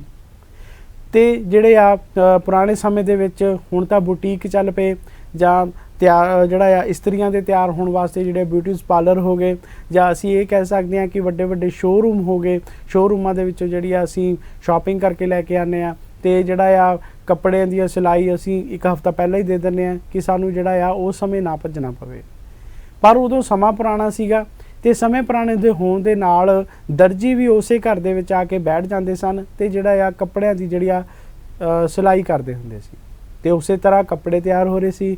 ਸਿੱਖ ਦੇ ਪੁੱਛਣ 'ਤੇ ਪਤਾ ਲੱਗਿਆ ਕਿ ਭਾਈ ਸਾਹਿਬ ਦੇ ਪੁੱਤਰ ਦਾ ਵਿਆਹ ਆ, ਕਿਉਂਕਿ ਇੱਕ ਪਾਸੇ ਭਿਖਾਰੀ ਦੇ ਘਰ ਪਹੁੰਚਣਾ, ਦੂਜੇ ਪਾਸੇ ਮਨ ਦੇ ਵਿੱਚ ਸ਼ੰਕਾ ਹੋਵੇ ਕਿ ਉਹ ਬੰਦਾ ਕਿਸ ਤਰ੍ਹਾਂ ਦਾ ਆ ਜਿਸ ਦਾ ਨਾਮ ਭਿਖਾਰੀ ਆ, ਕਿ ਉਹ ਸੱਚਮੁੱਚ ਭਿਖਾਰੀ ਆ। ਕਈ ਤਰ੍ਹਾਂ ਦੇ ਸਵਾਲ ਨੇ। ਜਦੋਂ ਸਾਨੂੰ ਕੋਈ ਭੇਜੇ ਕਿ ਤੂੰ ਫਲਾਣੀ ਜਗ੍ਹਾ 'ਤੇ ਜਾਣਾ ਆ ਜਾਂ ਫਲਾਣੀ ਦੁਕਾਨ 'ਤੇ ਜਾਣਾ ਆ, ਪਰ ਸਾਨੂੰ ਇਹ ਮਨ ਦੇ ਵਿੱਚ ਹੀ ਸ਼ੰਕਾ ਹੁੰਦੀ ਹੋਗੀ ਕਿ ਪਹਿਲੀ ਵਾਲੀ ਦੁਕਾਨ ਹੋਏਗੀ ਕਿ ਦੂਜੀ ਵਾਲੀ ਹੋਏਗੀ ਕਿ ਤੀਜੀ ਵਾਲੀ ਹੋਏਗੀ। ਦੁਕਾਨ ਵੱਡੀ, ਜੇ ਸਾਡੇ ਅੱਖਾਂ ਦੇ ਸਾਹਮਣੇ ਵੱਡੀ ਦੁਕਾਨ ਹੋਵੇ ਤਾਂ ਅਸੀਂ ਸੋਚ ਲੈਂਦੇ ਹਾਂ ਨਹੀਂ, ਜਿਸ ਤਰ੍ਹਾਂ ਦਾ ਨਾਮ ਦੱਸਿਆ ਆ ਵੱਡੀ ਦੁਕਾਨ ਤਾਂ ਲੱਗਦੀ ਨਹੀਂ। ਉਸੇ ਤਰ੍ਹਾਂ ਸਿੱਖ ਦੇ ਮਨ ਦੇ ਵਿੱਚ ਵੀ ਜਿਹੜਾ ਆ ਕਾਫੀ ਸ਼ੰਕਾ ਸੀ, ਅਤੇ ਉੱਪਰੋਂ ਪੁੱਤਰ ਦਾ ਵਿਆਹ ਸੀ, ਰੌਣਕਾਂ ਲੱਗੀਆਂ ਹੋਈਆਂ ਸੀ। ਨਾਮ ਜਿਹੜਾ ਸਿੱਖ ਦਾ ਸੀ ਉਹ ਭਿਖਾਰੀ ਸੀ, ਅਤੇ ਭਾਈ ਸਾਹਿਬ ਨੇ ਸਿੱਖ ਦਾ ਬੜਾ ਹੀ ਸਤਿਕਾਰ ਕੀਤਾ। ਯਾਨੀ ਕਿ ਜਿਸ ਦਾ ਨਾਮ ਭਿਖਾਰੀ ਸੀ ਉਸ ਨੇ ਗੁਰੂ ਦੇ ਵੱਲੋਂ ਭੇਜੇ ਹੋਏ ਸਿੰਘਾਂ ਦਾ ਬਹੁਤ ਸਤਿਕਾਰ ਕੀਤਾ। ਰਾਤ ਨੂੰ ਭਾਈ ਸਾਹਿਬ ਨੇ ਸਿੱਖ ਨੂੰ ਸੌਣ ਲਈ ਕਮਰਾ ਦਿੱਤਾ, ਬਹੁਤ ਮੇਜ਼ਬਾਨੀ ਕੀਤੀ, ਸਵਾਦੀ ਪਕਵਾਨ ਜਿਹੜਾ ਆ ਉਸ ਨੂੰ ਛਕਾਇਆ। ਸਿੱਖ ਨੂੰ ਜਿਹੜਾ ਆ ਇਹ ਵੇਖ ਕੇ ਬੜੀ ਹੈਰਾਨੀ ਹੋਈ, ਅਤੇ ਉਸ ਕਮਰੇ ਵਿੱਚ ਇੱਕ ਪਾਸੇ ਜਿਹੜਾ ਆ ਇਸ ਤਰ੍ਹਾਂ ਦਾ ਫੱਟਾ ਪਿਆ ਸੀ ਜਿਸ ਉੱਤੇ ਮੁਰਦਿਆਂ ਨੂੰ ਲੈ ਕੇ ਜਾਂਦੇ ਨੇ। ਮਨ ਦੇ ਵਿੱਚ ਫੇਰ ਸ਼ੰਕਾ ਜਾਗੀ। ਇੱਕ ਪਾਸੇ ਵਿਆਹ ਦੀਆਂ ਤਿਆਰੀਆਂ ਚੱਲਦੀਆਂ ਨੇ, ਮਿੱਠੇ ਪਕਵਾਨ ਪਕਵਾਏ ਜਾਂਦੇ ਨੇ, ਰਿਸ਼ਤੇਦਾਰ ਲਗਾਤਾਰ ਆ ਰਹੇ ਨੇ, ਦਰਜੀ ਬੈਠੇ ਹੋਏ ਨੇ। ਦੂਸਰੇ ਪਾਸੇ ਇਸ ਤਰ੍ਹਾਂ ਦਾ ਫੱਟਾ ਪਿਆ ਹੋਵੇ ਜਿਸ ਦੇ ਉੱਤੇ ਮੁਰਦਿਆਂ ਨੂੰ ਲੈ ਕੇ ਜਾਂਦੇ ਹੋਈਏ। ਕਿੱਡੀ ਵੱਡੀ ਸਾਡੇ ਮਨ ਦੇ ਵਿੱਚ ਵੀ ਜਿਹੜਾ ਆ ਵੀ ਮਤਲਬ ਇੱਕ ਤਰ੍ਹਾਂ ਦੀ ਸੋਚ ਆਏਗੀ ਕਿ ਘਰ ਦੇ ਵਿੱਚ ਖੁਸ਼ੀ ਦਾ ਮਾਹੌਲ ਹੋਵੇ, ਦੂਜੇ ਪਾਸੇ ਉਹ ਫੱਟਾ ਪਿਆ ਹੋਵੇ ਜਿਸ ਦੇ ਮੁਰਦਿਆਂ ਨੂੰ ਲਿਜਾਇਆ ਜਾਂਦਾ ਹੋਵੇ। ਮਨ ਦੇ ਵਿੱਚ ਮੇਰੇ, ਤੁਹਾਡੇ ਅਤੇ ਉਸ ਸਿੱਖ ਦੇ ਬਹੁਤ ਸਵਾਲ ਸੀ, ਅਤੇ ਉਸ ਸਵਾਲ ਦਾ ਜਵਾਬ ਮੈਂ ਤੁਹਾਨੂੰ ਹੁਣੇ ਦੇਵਾਂਗਾ। ਫੱਟੇ ਉੱਤੇ ਨਵਾਂ ਕੱਪੜਾ ਵੀ ਵਿਛਾ ਕੇ ਪੂਰੀ ਤਰ੍ਹਾਂ ਜਿਹੜਾ ਉਹਨੂੰ ਤਿਆਰ ਕੀਤਾ ਹੋਇਆ ਸੀ।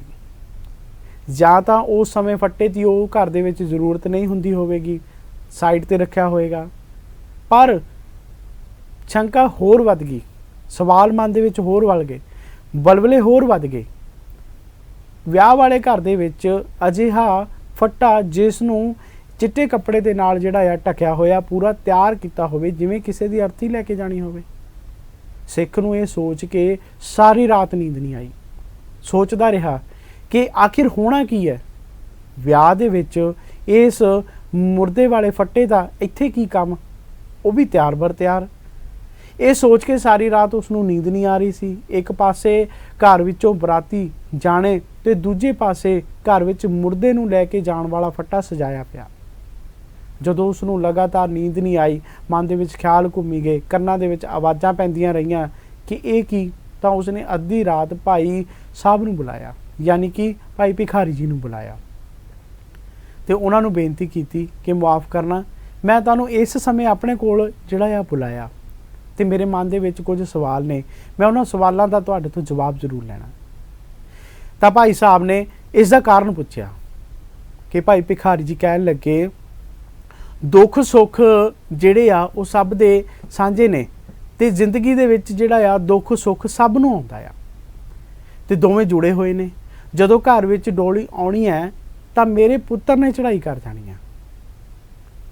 ਜਦੋਂ ਸਿੱਖ ਨੇ ਪੁੱਛਿਆ ਕਿ ਤੁਹਾਡੇ ਘਰ ਵਿੱਚ ਇਹ ਜਿਹੜਾ ਆ ਮੁਰਦੇ ਘਾਟ ਦਾ ਜਿਹੜਾ ਫੱਟਾ ਪਿਆ ਆ, ਇਸ ਦਾ ਕੀ ਕਾਰਨ ਹੈ, ਤਾਂ ਉਹਨਾਂ ਦਾ ਜਵਾਬ ਸੀ, ਇਹ ਭਾਈ ਭਿਖਾਰੀ ਜੀ ਦਾ ਜਿਹੜਾ ਆ ਉਹ ਜਵਾਬ ਸੀ ਕਿ ਜਦੋਂ ਮੇਰੇ ਘਰ ਜਿਹੜੀ ਆ ਉਹ ਬਰਾਤ ਜਿਹੜੀ ਆ ਸੱਜਣ ਨੇ ਆਉਣਾ ਆ, ਜਾਂ ਮਤਲਬ ਜਿਹੜੀ ਆ ਵਿਆਹੀ ਨੌਂ ਨੇ ਮੇਰੇ ਘਰੇ ਆਉਣਾ ਆ, ਤਾਂ ਉਦੋਂ ਮੇਰੇ ਪੁੱਤਰ ਦੀ ਜਿਹੜੀ ਆ ਉਹ ਮੌਤ ਹੋ ਜਾਣੀ ਆ। ਤਾਂ ਫਿਰ ਜਿਹੜਾ ਆ ਸਿੱਖ ਨੇ ਇਹ ਸਵਾਲ ਕੀਤਾ ਕਿ ਤੁਸੀਂ ਪਹਿਲਾਂ ਹੀ ਰੋਕ ਦਿਓ, ਤੁਸੀਂ ਇੱਕ ਜਿਹੜੀ ਆ ਮਹਿਲਾ ਦੀ ਤੁਸੀਂ ਕਿਉਂ ਜ਼ਿੰਦਗੀ ਬਰਬਾਦ ਕਰਨੀ ਆ। ਤਾਂ ਬੜਾ ਹੀ ਪਿਆਰਾ, ਬੜਾ ਹੀ ਮਨਮੋਹਕ ਜਿਹੜਾ ਜਵਾਬ ਹੈ ਉਹ ਭਾਈ ਭਿਖਾਰੀ ਜੀ ਨੇ ਜਿਹੜਾ ਆ ਉਹ ਦਿੱਤਾ। ਉਹਨਾਂ ਨੇ ਕਿਹਾ ਕਿ ਮੈਂ ਰੱਬ ਦੀ ਰਜ਼ਾ ਦੇ ਵਿੱਚ ਰਹਿਣਾ ਆ, ਪਹਿਲਾ ਸੁੱਖ ਹੈ। ਸੁੱਖ ਇਹ ਹੈ, ਖੁਸ਼ੀ ਇਹ ਹੈ ਕਿ ਮੇਰੇ ਘਰ ਦੇ ਵਿੱਚ ਮੇਰੇ ਪੁੱਤਰ ਦਾ ਵਿਆਹ ਆ, ਸਭ ਨੂੰ ਖੁਸ਼ੀ ਹੈ। ਦੁੱਖ ਇਹ ਹੋਏਗਾ ਕਿ ਜਦੋਂ ਉਹ ਵਿਆਹ ਕੇ ਨੌਂ ਨੂੰ ਘਰ ਲੈ ਕੇ ਆਏਗਾ ਤਾਂ ਉਸ ਦੀ ਮੌਤ ਹੋ ਜਾਣੀ ਆ। ਤੇ ਇਸ ਲਈ ਜਿਹੜਾ ਆ ਇਹ ਫੱਟਾ ਤਿਆਰ ਕਰਕੇ ਰੱਖਿਆ ਹੋਇਆ, ਜਿਹੜਾ ਤੁਸੀਂ ਜਦੋਂ ਆਏ ਸੀਗੇ ਮੇਰੇ ਨਾਲ ਗੱਲਬਾਤ ਕਰਦੇ ਸੀ ਤੇ ਚਿੱਟਾ ਜਿਹੜਾ ਕਫਨ ਉਹ ਮੈਂ ਸੀਓ ਰਿਹਾ ਸੀ, ਉਹ ਇਸੇ ਫੱਟੇ ਲਈ ਜਿਹੜਾ ਆ ਤਿਆਰ ਕਰਕੇ ਰੱਖਿਆ ਹੋਇਆ ਸੀ। ਤੇ ਜੇ ਤੁਸੀਂ ਇਹ ਗੱਲ ਕਹਿ ਰਹੇ ਹੋ ਕਿ ਜਿਹੜਾ ਆ ਵੀ ਮੈਂ ਇਸ ਸ਼ਾਦੀ ਨੂੰ ਰੋਕ ਕਿਉਂ ਨਹੀਂ ਰਿਹਾ, ਮੈਂ ਕਦੇ ਵੀ ਜਿਹੜਾ ਆ ਪਰਮਾਤਮਾ ਦੇ ਹੁਕਮ ਨੂੰ ਤੋਂ ਜਿਹੜਾ ਆ ਉਹ ਮੁਨਕਰ ਨਹੀਂ ਹੋ ਸਕਦਾ, ਉਸ ਦੀ ਰਜ਼ਾ ਵਿੱਚ ਰਹਿਣਾ ਚਾਹੁੰਦਾ ਆ। ਹੁਕਮੈ ਅੰਦਰ ਸਭ ਕੋ, ਬਾਹਰ ਹੁਕਮ ਨਾ ਕੋਈ। ਅਜਿਹੇ ਕਿਰਤੀ ਸਿੱਖ, ਅਜਿਹੇ ਨਾਮ ਜਪਣ ਵਾਲੇ ਸਿੱਖ, ਅਜਿਹੇ ਜਿਹੜੇ ਨੇ ਧੰਨ ਸਿੱਖ ਜਿਨ੍ਹਾਂ ਤੋਂ ਮੈਂ ਜਿਹੜਾ ਆ ਬਲਿਹਾਰੇ ਜਾਣਾ ਆ, ਲਗਾਤਾਰ ਵਾਰ-ਵਾਰ ਬਲਿਹਾਰੇ ਜਾਣਾ, ਜਿਨ੍ਹਾਂ ਨੂੰ ਸਭ ਕੁਝ ਪਤਾ ਹੁੰਦੇ ਸੋ ਹੋਏ ਵੀ ਜਿਹੜਾ ਆ ਪਰਮਾਤਮਾ ਦੀ ਰਜ਼ਾ ਤੋਂ ਜਿਹੜਾ ਆ ਵਾਂਝੇ ਨਹੀਂ ਹੁੰਦੇ। ਇਹ ਗੱਲ ਜਾਣਦੇ ਹੋਏ ਵੀ ਸਾਰਾ ਕੁਝ ਅਸੀਂ 100 ਹੀਲੇ ਵਸੀਲੇ ਕਰਦੇ ਹਾਂ। ਦੇਖੋ ਇਹ ਗੱਲ ਨਹੀਂ ਹੈ ਕਿ ਅੱਜ ਸਾਡੇ ਕੋਲ ਜਿਹੜਾ ਆ ਪੈਸਾ ਆ, ਸਾਡੇ ਕੋਲ ਧਨ ਹੈ, ਸਾਡੇ ਕੋਲ ਦੌਲਤ ਹੈ, ਅਸੀਂ ਪੈਸੇ ਦੇ ਨਾਲ ਜਿਹੜਾ ਆ ਦੂਸਰੇ ਬੰਦੇ ਦੀ ਯਾਨੀ ਕਿ ਦੂਸਰੇ ਦੀ ਜਾਨ ਦਾ ਜਿਹੜਾ ਆ ਸੌਦਾ ਕਰਦੇ ਹਾਂ, ਚਾਹੇ ਉਹ ਮਿਲਾਵਟਾਂ ਦੇ ਕਰਕੇ ਹੋਵੇ, ਚਾਹੇ ਉਹ ਕਿਸੇ ਦਾ ਸੌਦਾ ਕੀਤਾ ਹੋਵੇ, ਚਾਹੇ ਉਹ ਨਸ਼ਿਆਂ ਦੀ ਗੱਲ ਕਰੀਏ, ਚਾਹੇ ਕਿਸੇ ਵੀ ਪ੍ਰਕਾਰ ਦੀ ਗੱਲ ਕਰੀਏ। ਅਸੀਂ ਜਾਨ ਦੀ ਕੀਮਤ ਲਗਾ ਦਿੱਤੀ ਆ, ਅਸੀਂ ਜਾਨ ਦੇ ਵੈਰੀ ਬਣ ਚੁੱਕੇ ਹਾਂ। ਪਰ ਦੂਜੇ ਪਾਸੇ ਅਜਿਹਾ ਸਿੱਖ ਵੀ ਆ ਜਿਹੜਾ ਪਰਮਾਤਮਾ ਦੀ ਰਜ਼ਾ ਦੇ ਵਿੱਚ ਰਹਿ ਕੇ ਸਭ ਕੁਝ ਪਤਾ ਹੋਣ ਦੇ ਬਾਵਜੂਦ ਵੀ ਪਰਮਾਤਮਾ ਦੇ ਜਿਹੜਾ ਆ ਹੁਕਮ ਤੋਂ ਜਿਹੜਾ ਆ ਉਹ ਮੁਨਕਰ ਨਹੀਂ ਹੋ ਰਿਹਾ, ਪਰਮਾਤਮਾ ਦਾ ਜਿਹੜਾ ਆ ਹੁਕਮ ਮੰਨਣ ਲਈ ਤਿਆਰ ਹੈ ਤੇ ਕੋਈ ਵੀ ਹੀਲਾ ਵਸੀਲਾ ਨਹੀਂ ਹੈ, ਕੋਈ ਅਰਦਾਸ ਬੇਨਤੀ ਨਹੀਂ ਕੀਤੀ। ਤਾਂ ਸਿੱਖ ਨੇ ਕਿਹਾ ਕਿ ਤੁਸੀਂ ਪਰਮਾਤਮਾ ਅੱਗੇ ਅਰਦਾਸ ਬੇਨਤੀ ਕਰੋ ਕਿ ਜਿਹੜੀ ਆ ਇਹ ਘਟਨਾ ਜਿਹੜੀ ਆ ਇਹ ਟਲ ਜਾਵੇ। ਤਾਂ ਭਾਈ ਭਿਖਾਰੀ ਜੀ ਦਾ ਇਹੀ ਜਵਾਬ ਸੀ ਕਿ ਪਰਮਾਤਮਾ ਦਾ ਹੀ ਜਿਹੜਾ ਆ ਹੁਕਮ ਹੈ ਕਿ ਜੋ ਇਸ ਘਰ ਦੇ ਵਿੱਚ ਨੌਂ ਨੇ ਆਣਾ ਆ, ਉਸ ਨੇ ਵਿਧਵਾ ਦਾ ਜੀਵਨ ਹੀ ਬਤੀਤ ਕਰਨਾ ਆ, ਤੇ ਫਿਰ ਮੈਂ ਕਿਵੇਂ ਜਿਹੜਾ ਆ ਉਸ ਪਰਮਾਤਮਾ ਦੇ ਹੁਕਮ ਨੂੰ ਜਿਹੜਾ ਉਹ ਟਾਲ ਦੇਵਾਂ। ਇਹ ਸੁਣ ਕੇ ਸਿੱਖ ਭਾਈ ਭਿਖਾਰੀ ਜੀ ਨੇ ਚਰਨਾਂ ਵਿੱਚ ਜਿਹੜਾ ਆ ਉਹ ਡਿੱਗ ਪਿਆ ਤੇ ਕਹਿਣ ਲੱਗਾ ਕਿ ਭਾਈ ਸਾਹਿਬ ਤੁਸੀਂ ਧੰਨ ਹੋ, ਜਿਸ ਤਰ੍ਹਾਂ ਦੀ ਅਵਸਥਾ ਵਿੱਚ ਹੋ ਇੱਕ ਹੀ ਹੋ, ਚਾਹੇ ਉਹ ਦੁੱਖ ਦੀ ਹੋਵੇ ਚਾਹੇ ਉਹ ਸੁੱਖ ਦੀ ਹੋਵੇ। ਇਸ ਦੇ ਨਾਲ ਸਿੱਖ ਜਿਹੜੇ ਆ ਉਹ ਕਹਿਣ ਲੱਗੇ ਕਿ ਭਾਈ ਸਾਹਿਬ ਮੇਰੇ ਮਨ ਵਿੱਚ ਸ਼ੰਕਾ ਆ ਤੇ ਕਿਰਪਾ ਕਰਕੇ ਉਹ ਵੀ ਦੂਰ ਕਰੋ ਕਿ ਜੇ ਤੁਹਾਡੇ ਪੁੱਤਰ ਨੇ ਚੜ੍ਹਾਈ ਕਰੀ ਆ ਜਾਂ ਕਰ ਜਾਣੀ ਆ ਤਾਂ ਫਿਰ ਇਸ ਵਿਆਹ ਕਰਨ ਦੀ ਜਿਹੜੀ ਆ ਕੀ ਲੋੜ ਹੈ, ਕਿਸੇ ਨੂੰ ਵੀ ਬੇਵਾ ਕਰਨ ਦੀ ਜ਼ਰੂਰਤ ਕੀ ਆ। ਭਾਈ ਭਿਖਾਰੀ ਜੀ ਨੇ ਕਹਿਣ ਲੱਗੇ ਕਿ ਉਸ ਅਕਾਲ ਪੁਰਖ ਦੀ ਦਿੱਤੀ ਹੋਈ ਦ੍ਰਿਸ਼ਟੀ ਦੇ ਨਾਲ ਅਕਾਲ ਪੁਰਖ ਨੇ ਮੈਨੂੰ ਇਹੀ ਜਿਹੜੀ ਆ ਸਮਝ ਪਾਈ ਹੈ ਕਿ ਇਸ ਦੀ ਧੀ ਨੇ ਬੇਵਾ ਦਾ ਜਿਹੜਾ ਆ ਉਹ ਜੀਵਨ ਹੀ ਗੁਜ਼ਾਰਨਾ ਆ, ਜਾਂ ਜਿਹੜੇ ਉਹਨਾਂ ਦੇ ਘਰ ਉਹਨਾਂ ਦੀ ਨੌਂ ਰਾਣੀ ਨੇ ਆਣਾ ਆ ਉਸ ਨੇ ਜਿਹੜਾ ਆ ਵਿਧਵਾ ਦਾ, ਬੇਵਾ ਦਾ ਮਤਲਬ ਵਿਧਵਾ ਦਾ ਜਿਹੜਾ ਆ ਜੀਵਨ ਗੁਜ਼ਾਰਨਾ ਆ। ਇਸ ਲਈ ਅਕਾਲ ਪੁਰਖ ਦੀ ਮਰਜ਼ੀ ਵਿਰੁੱਧ ਜਾਣਾ ਜਿਹੜਾ ਆ ਮੇਰੇ ਵੱਸ ਦੀ ਗੱਲ ਨਹੀਂ ਆ, ਮੇਰੇ ਵੱਸ ਤੋਂ ਬਾਹਰ ਹੈ, ਮੈਂ ਨਹੀਂ ਕਰ ਸਕਦਾ। ਜੋ ਪਰਮਾਤਮਾ ਨੇ ਕਰਨਾ ਹੈ ਉਹੀ ਹੋਣਾ ਆ। ਮੈਨੂੰ ਅਕਾਲ ਪੁਰਖ ਨੇ ਗਿਆਨ ਦਿੱਤਾ ਹੈ ਕਿ ਮੇਰੇ ਪੁੱਤਰ ਨੇ ਚੜ੍ਹਾਈ ਕਰ ਜਾਣੀ ਹੈ ਅਤੇ ਲੜਕੀ ਨੇ ਜਿਹੜਾ ਆ ਉਹ ਵਿਧਵਾ ਦੀ ਜ਼ਿੰਦਗੀ ਗੁਜ਼ਾਰਨੀ ਹੈ, ਪਰ ਇਸ ਨੂੰ ਬਦਲਣਾ ਵੀ ਜਿਹੜਾ ਆ ਲਗਾਤਾਰ ਮੇਰੇ ਵੱਸ ਨਹੀਂ ਆ। ਇਸੇ ਤਰ੍ਹਾਂ ਉਸ ਸਿੱਖ ਦਾ ਜਿਹੜਾ ਆ ਸ਼ੰਕਾ ਦੂਰ ਹੋਇਆ। ਸੱਚਮੁੱਚ ਹੀ ਅਜਿਹੇ ਗੁਰੂ ਦੇ ਪਿਆਰੇ ਹੁੰਦੇ ਨੇ ਜੋ ਹਰ ਸਥਿਤੀ ਵਿੱਚ ਇੱਕ ਅਵਸਥਾ ਵਿੱਚ ਹੀ ਜਿਹੜੇ ਰਹਿੰਦੇ ਨੇ। ਸੋ ਇਸ ਕਰਕੇ ਸਾਨੂੰ ਵੀ ਪਰਮਾਤਮਾ ਦੇ ਹੁਕਮ ਦੇ ਵਿੱਚ ਰਹਿਣਾ ਚਾਹੀਦਾ ਆ। ਸਭਨੀ ਛਾਲਾਂ ਮਾਰੀਆਂ ਕਰਤਾ ਕਰੇ ਸੋ ਹੋਏ।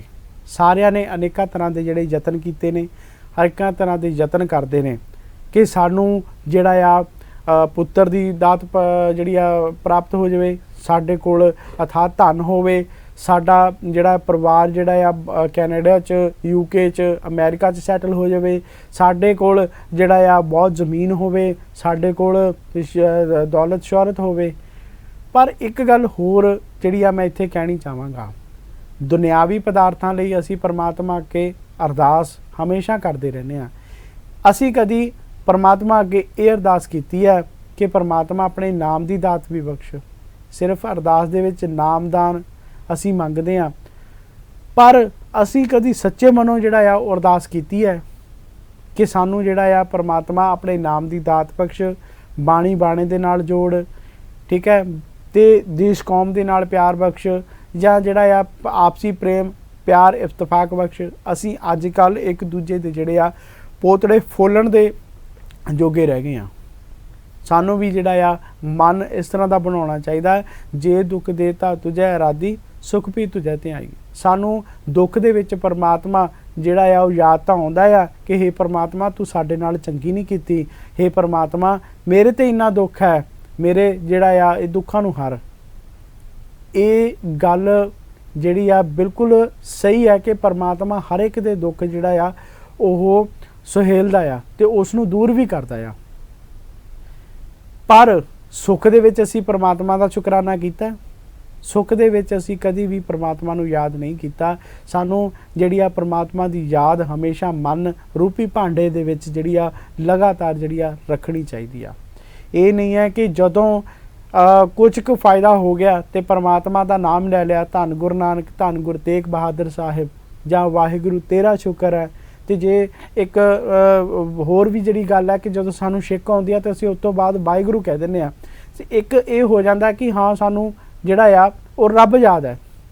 रब इस तरह नहीं, सानू खिन खिन पल पल श्वास श्वास रोम रोम जिहड़ा आ उस परमात्मा का जिहड़ा आ सिमरन करना चाहिए, चेते करना चाहिए आ। साडा मन का भांडा इन्ना कु मैला आ कि साडे मन के भांडे नूं जे असीं सिमरन करके लगातार भी असीं धोईए फिर भी इस दे उत्ते काम क्रोध लोभ मोह अहंकार ईर्खा की मैल जिहड़ी आ लगातार जिहड़ी आ ओह लगदी रहिंदी आ।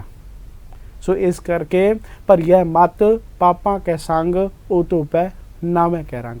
नाम सिमरन दे नाल ही आ जिहड़ी आ मन रूपी घर दे विच जिहड़े आ साडे सहज अवस्था आएगी। सहज अवस्था उदों ही आउणी है जदों असीं पूरे गुरु दे नाल मिल के, पूरे गुरु की आराधना करके, पूरे गुरु दे नाल समर्थ गुरु दे नाल जुड़ के असीं उहदे परमात्मा का सिमरन करांगे, उसका चिंतन करांगे, तां फिर वो कृपा करूगा साडे हिरदे घर दे विच जिहड़ी आ शांति जरूर बख्शेगा।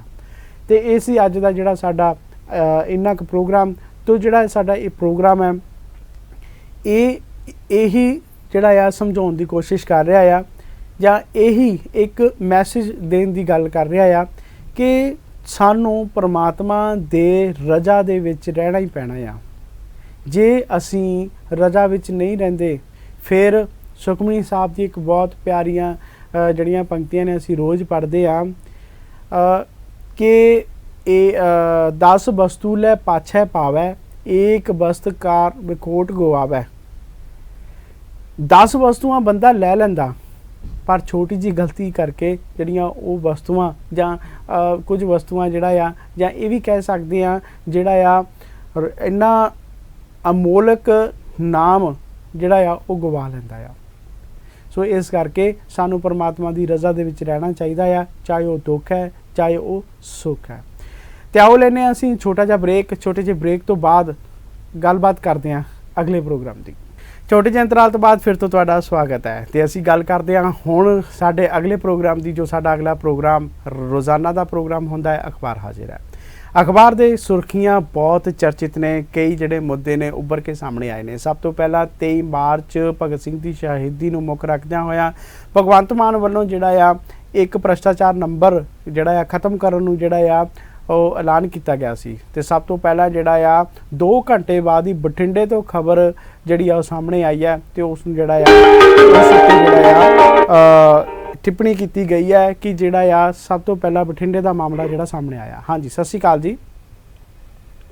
ਹਾਂਜੀ ਗਗਨਦੀਪ ਸਿੰਘ ਜੀ, ਤੁਹਾਨੂੰ ਤੁਹਾਡੇ ਸਟਾਫ ਨੂੰ ਤੁਹਾਡੇ ਦਰਸ਼ਕਾਂ ਨੂੰ ਗੁਰਦੇਵ ਸਿੰਘ ਭੋਗਲ ਵੱਲੋਂ ਆਦਾਬ ਨਮਸਕਾਰ, ਸਤਿ ਸ੍ਰੀ ਅਕਾਲ ਤੇ ਵਾਹਿਗੁਰੂ ਜੀ ਕਾ ਖਾਲਸਾ ਵਾਹਿਗੁਰੂ ਜੀ ਕੀ ਫਤਿਹ ਜੀ। ਗੁਰਦੇਵ ਸਿੰਘ ਭੋਗਲ ਜੀ ਬਹੁਤ ਬਹੁਤ ਸਵਾਗਤ ਹੈ ਤੁਹਾਡਾ ਇਸ ਪ੍ਰੋਗਰਾਮ ਦੇ ਵਿੱਚ ਜੀ। ਬਹੁਤ ਧੰਨਵਾਦ, ਬਹੁਤ ਬਹੁਤ ਵਧੀਆ। ਤੁਸੀਂ ਆਪਣੇ ਗੁਰਮਤਿ ਦੀਆਂ ਗੱਲਾਂ ਕੀਤੀਆਂ ਨੇ, ਧਰਮ ਦੀਆਂ ਗੱਲਾਂ ਕੀਤੀਆਂ ਨੇ, ਇਨਸਾਨੀਅਤ ਦੀਆਂ ਗੱਲਾਂ ਕੀਤੀਆਂ ਨੇ ਬਿਲਕੁਲ। ਪਰ ਦੇਖਣ ਵਾਲੀ ਗੱਲ ਇਹ ਆ ਆਪਣੇ ਗਗਨਦੀਪ ਸਿੰਘ ਜੀ ਤੇ ਜੇਕਰ ਆਪਾਂ ਸੱਚੇ ਦਿਲ ਨਾਲ ਸੋਚੀਏ ਪਰ ਅੱਜ ਮਨੁੱਖ ਦੀ ਹਾਲਤ ਕੀ ਆ। ਮਨੁੱਖ ਅੱਜ ਇਹ ਚਾਹੁੰਦਾ, ਇਹ ਮਨੁੱਖ ਦਾ ਸੁਭਾਅ ਪਤਾ ਨਹੀਂ ਕਿਉਂ ਇਦਾਂ ਬਣ ਗਿਆ। ਸੁਭਾਅ ਨਹੀਂ, ਸੁਭਾਅ ਤੇ ਆਦਤ ਵਿੱਚ ਵੀ ਫਰਕ ਹੁੰਦਾ। ਜਿਹੜੀ ਆਦਤ ਹੁੰਦੀ ਆ ਮਨੁੱਖ ਆਪ ਪਾਉਂਦਾ, ਕੋਈ ਸਵੇਰ ਨੂੰ ਵਰਜਿਸ਼ ਕਰਦਾ, ਕੋਈ ਸ਼ਾਮ ਨੂੰ ਕਰਦਾ, ਕੋਈ ਸਵੇਰ ਨੂੰ ਵਾਕ ਕਰਦਾ, ਕੋਈ ਸ਼ਾਮ ਨੂੰ ਕਰਦਾ। ਆਦਤ ਆਪ ਬੰਦਾ ਪਾਉਂਦਾ ਤੇ ਆਪ ਬਦਲਾਅ ਵੀ ਦਿੰਦਾ। ਜਿਹੜਾ ਸੁਭਾਅ ਹੁੰਦਾ ਉਹ ਕੁਦਰਤੀ ਹੁੰਦਾ, ਤੁਹਾਡੇ ਖੂਨ ਦੇ ਵਿੱਚ ਪਿੱਛੋਂ ਪੁਰਖਿਆਂ ਤੋਂ ਆਉਂਦਾ ਜਿਹੜਾ। ਬਿਲਕੁਲ ਜੀ। ਤੇ ਇਹ ਸੁਭਾਅ ਤੇ ਆਦਤ ਵਿੱਚ ਇਹ ਫਰਕ ਹੈ। ਪਰ ਅੱਜ ਬੰਦੇ ਨੇ ਇਹ ਆਦਤ ਪਾ ਲਈ ਹੋਈ ਆ ਤਕਰੀਬਨ ਵੀ ਮੇਰੀ ਜਿਹੜੀ ਯਾਰੀ ਦੋਸਤੀ ਆ ਉਹ ਸ਼ਹਿਰ ਦੇ ਮੇਅਰ ਨਾਲ ਹੋਵੇ। ਉਹ ਸ਼ਹਿਰ ਦੇ ਮੇਅਰ ਨਾਲ ਦੋਸਤੀ ਕਿਉਂ ਹੋਵੇ? ਕਿਉਂਕਿ ਜਿੰਨਾ ਮਾਨ ਸਨਮਾਨ ਉਹਦਾ ਮੇਰਾ ਵੀ ਹੋਵੇ। ਬਿਲਕੁਲ ਜੀ। ਤੇ ਜੇਕਰ ਉਹ ਇਹ ਚਾਹੁੰਦਾ ਮਨੁੱਖ ਅੱਜ ਇਹ ਚਾਹੁੰਦਾ ਮੇਰੀ ਦੋਸਤੀ ਪ੍ਰਧਾਨ ਨਾ ਹੋਵੇ, ਗੁਰਦੁਆਰਾ ਸਾਹਿਬ ਦੇ ਪ੍ਰਧਾਨ ਨਾ ਹੋਵੇ, ਕਿਉਂਕਿ ਜਿੰਨਾ ਮਾਨ ਸਤਿਕਾਰ ਉਹਦਾ ਮੇਰਾ ਵੀ ਹੋਵੇ। ਜਾਂ ਮੇਰੇ ਸ਼ਹਿਰ ਦੇ ਵਿੱਚ ਜਿਹੜਾ ਸਭ ਤੋਂ ਵੱਡਾ ਵਪਾਰੀ ਆ, ਕਾਮਯਾਬ ਵਪਾਰੀ ਆ, ਉਹਦੇ ਨਾਲ ਦੋਸਤੀ ਹੋ ਜਾਏ, ਜਿੰਨਾ ਮਾਨ ਸਤਿਕਾਰ ਉਹਦਾ ਮੇਰਾ ਵੀ ਹੋਵੇ। ਬਸ ਆਪਾਂ ਇੱਧਰ ਨੂੰ ਤੁਰੇ ਹੋਏ ਆ। ਅਸੀਂ ਦੇਖੋ ਗੁਰੂ ਮਹਾਰਾਜ ਕਹਿੰਦੇ ਨੇ ਮੰਗਣਾ ਬਹੁਤ ਚੰਗਾ, ਪਰ ਸਾਨੂੰ ਮੰਗਤੇ ਬਣਨਾ ਆਇਆ ਨਹੀਂ। ਬਿਲਕੁਲ ਜੀ। ਸਾਨੂੰ ਮੰਗਤੇ ਨਹੀਂ ਬਣਨਾ ਆਇਆ, ਅਸੀਂ ਮੰਗਤਿਆਂ ਕੋਲੋਂ ਮੰਗੀ ਜਾਂਦੇ ਆ। ਜਿਹਦੇ ਕੋਲ ਮੰਗਣਾ ਸੀ ਉਹਦੇ ਕੋਲ ਤਾਂ ਮੰਗਿਆ ਹੀ ਨਹੀਂ। ਬਿਲਕੁਲ ਜੀ। ਆਹੀ ਥੋੜਾ ਜਿਹਾ ਭੁਲੇਖਾ, ਆਹੀ ਘੁੰਡੀ ਆ ਗਗਨਦੀਪ ਸਿੰਘ ਜੀ, ਵੀ ਜਿਹਦੇ ਕੋਲ ਮੰਗਣਾ ਸੀ ਉਹਦੇ ਕੋਲ ਤਾਂ ਮੰਗਿਆ ਨਹੀਂ। ਹਾਲਾਂਕਿ ਮਹਾਰਾਜ ਕਹਿੰਦੇ ਨੇ ਵੀ 184 ਭਰਮ ਦੇ ਆ ਦੁਲਭ ਜਨਮ ਪਾਇਓ ਏ, ਨਾਨਕ ਨਾਮ ਸੰਭਾਲ ਤੂੰ ਜੋ ਦਿਨ ਨੇੜੇ ਆਏ। ਪਰ ਤੇਰਾ ਉਹ ਦਿਨ 84 ਲੱਖ ਜੂਨਾਂ ਤੋਂ 184 ਜੂਨ ਸਵਾਈ ਮਾਨਸ ਕੋ ਪ੍ਰਭ ਦੀ ਵਡਿਆਈ, ਤੈਨੂੰ ਵਡਿਆਈ ਦਿੱਤੀ ਆ 84 ਲੱਖ ਜੂਨਾਂ ਤੋਂ ਬਾਅਦ ਇਹ ਮਿਲੀ ਆ, ਇਹ ਮੁਕਤੀ ਵਾਸਤੇ, ਤੂੰ ਪਰਮਾਤਮਾ ਦੇ ਨਾਲ ਜੁੜਨ ਵਾਸਤੇ। ਪਰ ਤੂੰ ਕਰਦਾ ਕੀ ਆ? ਬਿਲਕੁਲ ਜੀ। ਅਸੀਂ ਕਹਿੰਦੇ ਨਾ ਵੀ ਤੁਸੀਂ ਕਹਿ ਕੇ ਹਟੇ ਨਾਮ ਪਰਮਾਤਮਾ ਨਾਮ ਦਾਨ ਇਸ਼ਨਾਨ, 3 ਚੀਜ਼ਾਂ। ਨਾਮ ਹੈ ਸਿਮਰਨ, ਉਹਨੂੰ ਚੇਤੇ ਰੱਖਣਾ, ਯਾਦ ਰੱਖਣਾ, ਉਹਦੇ ਹਮੇਸ਼ਾ ਕਦੇ ਸ਼ਿਕਵਾ ਨਹੀਂ ਕਰਨਾ, ਸ਼ੁਕਰਾਨਾ ਕਰਨਾ। ਦਾਨ ਹੈ ਸੇਵਾ, ਜੇਕਰ ਨਿਸ਼ਕਾਮ ਸੇਵਾ ਹੋ ਜਾਏ ਤੇ ਸੋਨੇ ਦੇ ਸੁਹਾਗੇ ਵਾਲੀ ਗੱਲ ਆ।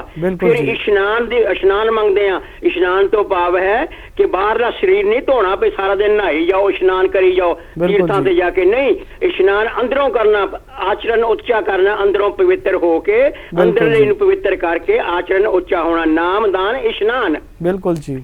ਇਸ ਕਰਕੇ ਗਗਨਦੀਪ ਸਿੰਘ ਜੀ ਜਿਹੜੀ ਮਨੁੱਖ ਦਾ ਬੰਦੇ ਦਾ ਅੱਜ ਸੁਭਾਅ ਆ ਨਾ, ਉਹ ਅਸੀਂ ਮੰਗਤੇ ਤਾਂ ਬਣਨਾ ਚਾਹੀਦਾ, ਮੰਗਣਾ ਪਰ ਮੰਗਦੇ ਗਲਤ ਬੰਦੇ ਕੋਲੋਂ ਆ। ਬਿਲਕੁਲ ਜੀ। ਗਲਤ ਬੰਦੇ ਮੰਗਣਾ ਨਹੀਂ ਆਇਆ ਸਾਨੂੰ। ਲਓ ਮੈਂ ਤੁਹਾਡਾ 1 ਮਿੰਟ ਹੋਰ ਲੈਣਾ, ਸਮਾਂ ਬੜਾ ਥੋੜਾ ਆ। ਵੀ ਸਾਨੂੰ ਮੰਗਣਾ ਹੀ ਨਹੀਂ ਆਇਆ, ਸੱਚੀ ਗੱਲ ਵਾ। ਕਹਿੰਦਾ ਮੰਗਤੇ ਵੱਲ ਜ਼ਰਾ ਧਿਆਨ ਧਰੀਏ, ਮੰਗਤੇ ਵੱਲ ਜ਼ਰਾ ਧਿਆਨ ਧਰੀਏ, ਇੱਕ ਅੰਦਰੋਂ ਸਦਾ ਸਰਸ਼ਾਰ ਹੁੰਦੇ। ਓਏ ਬੇੜਾ ਡੋਬਣਾ ਇੱਕ ਦਾ ਕੰਮ ਹੁੰਦਾ, ਇੱਕ ਦੂਜਿਆਂ ਲਈ ਚਾਨਣ ਮੁਨਾਰ ਹੁੰਦੇ।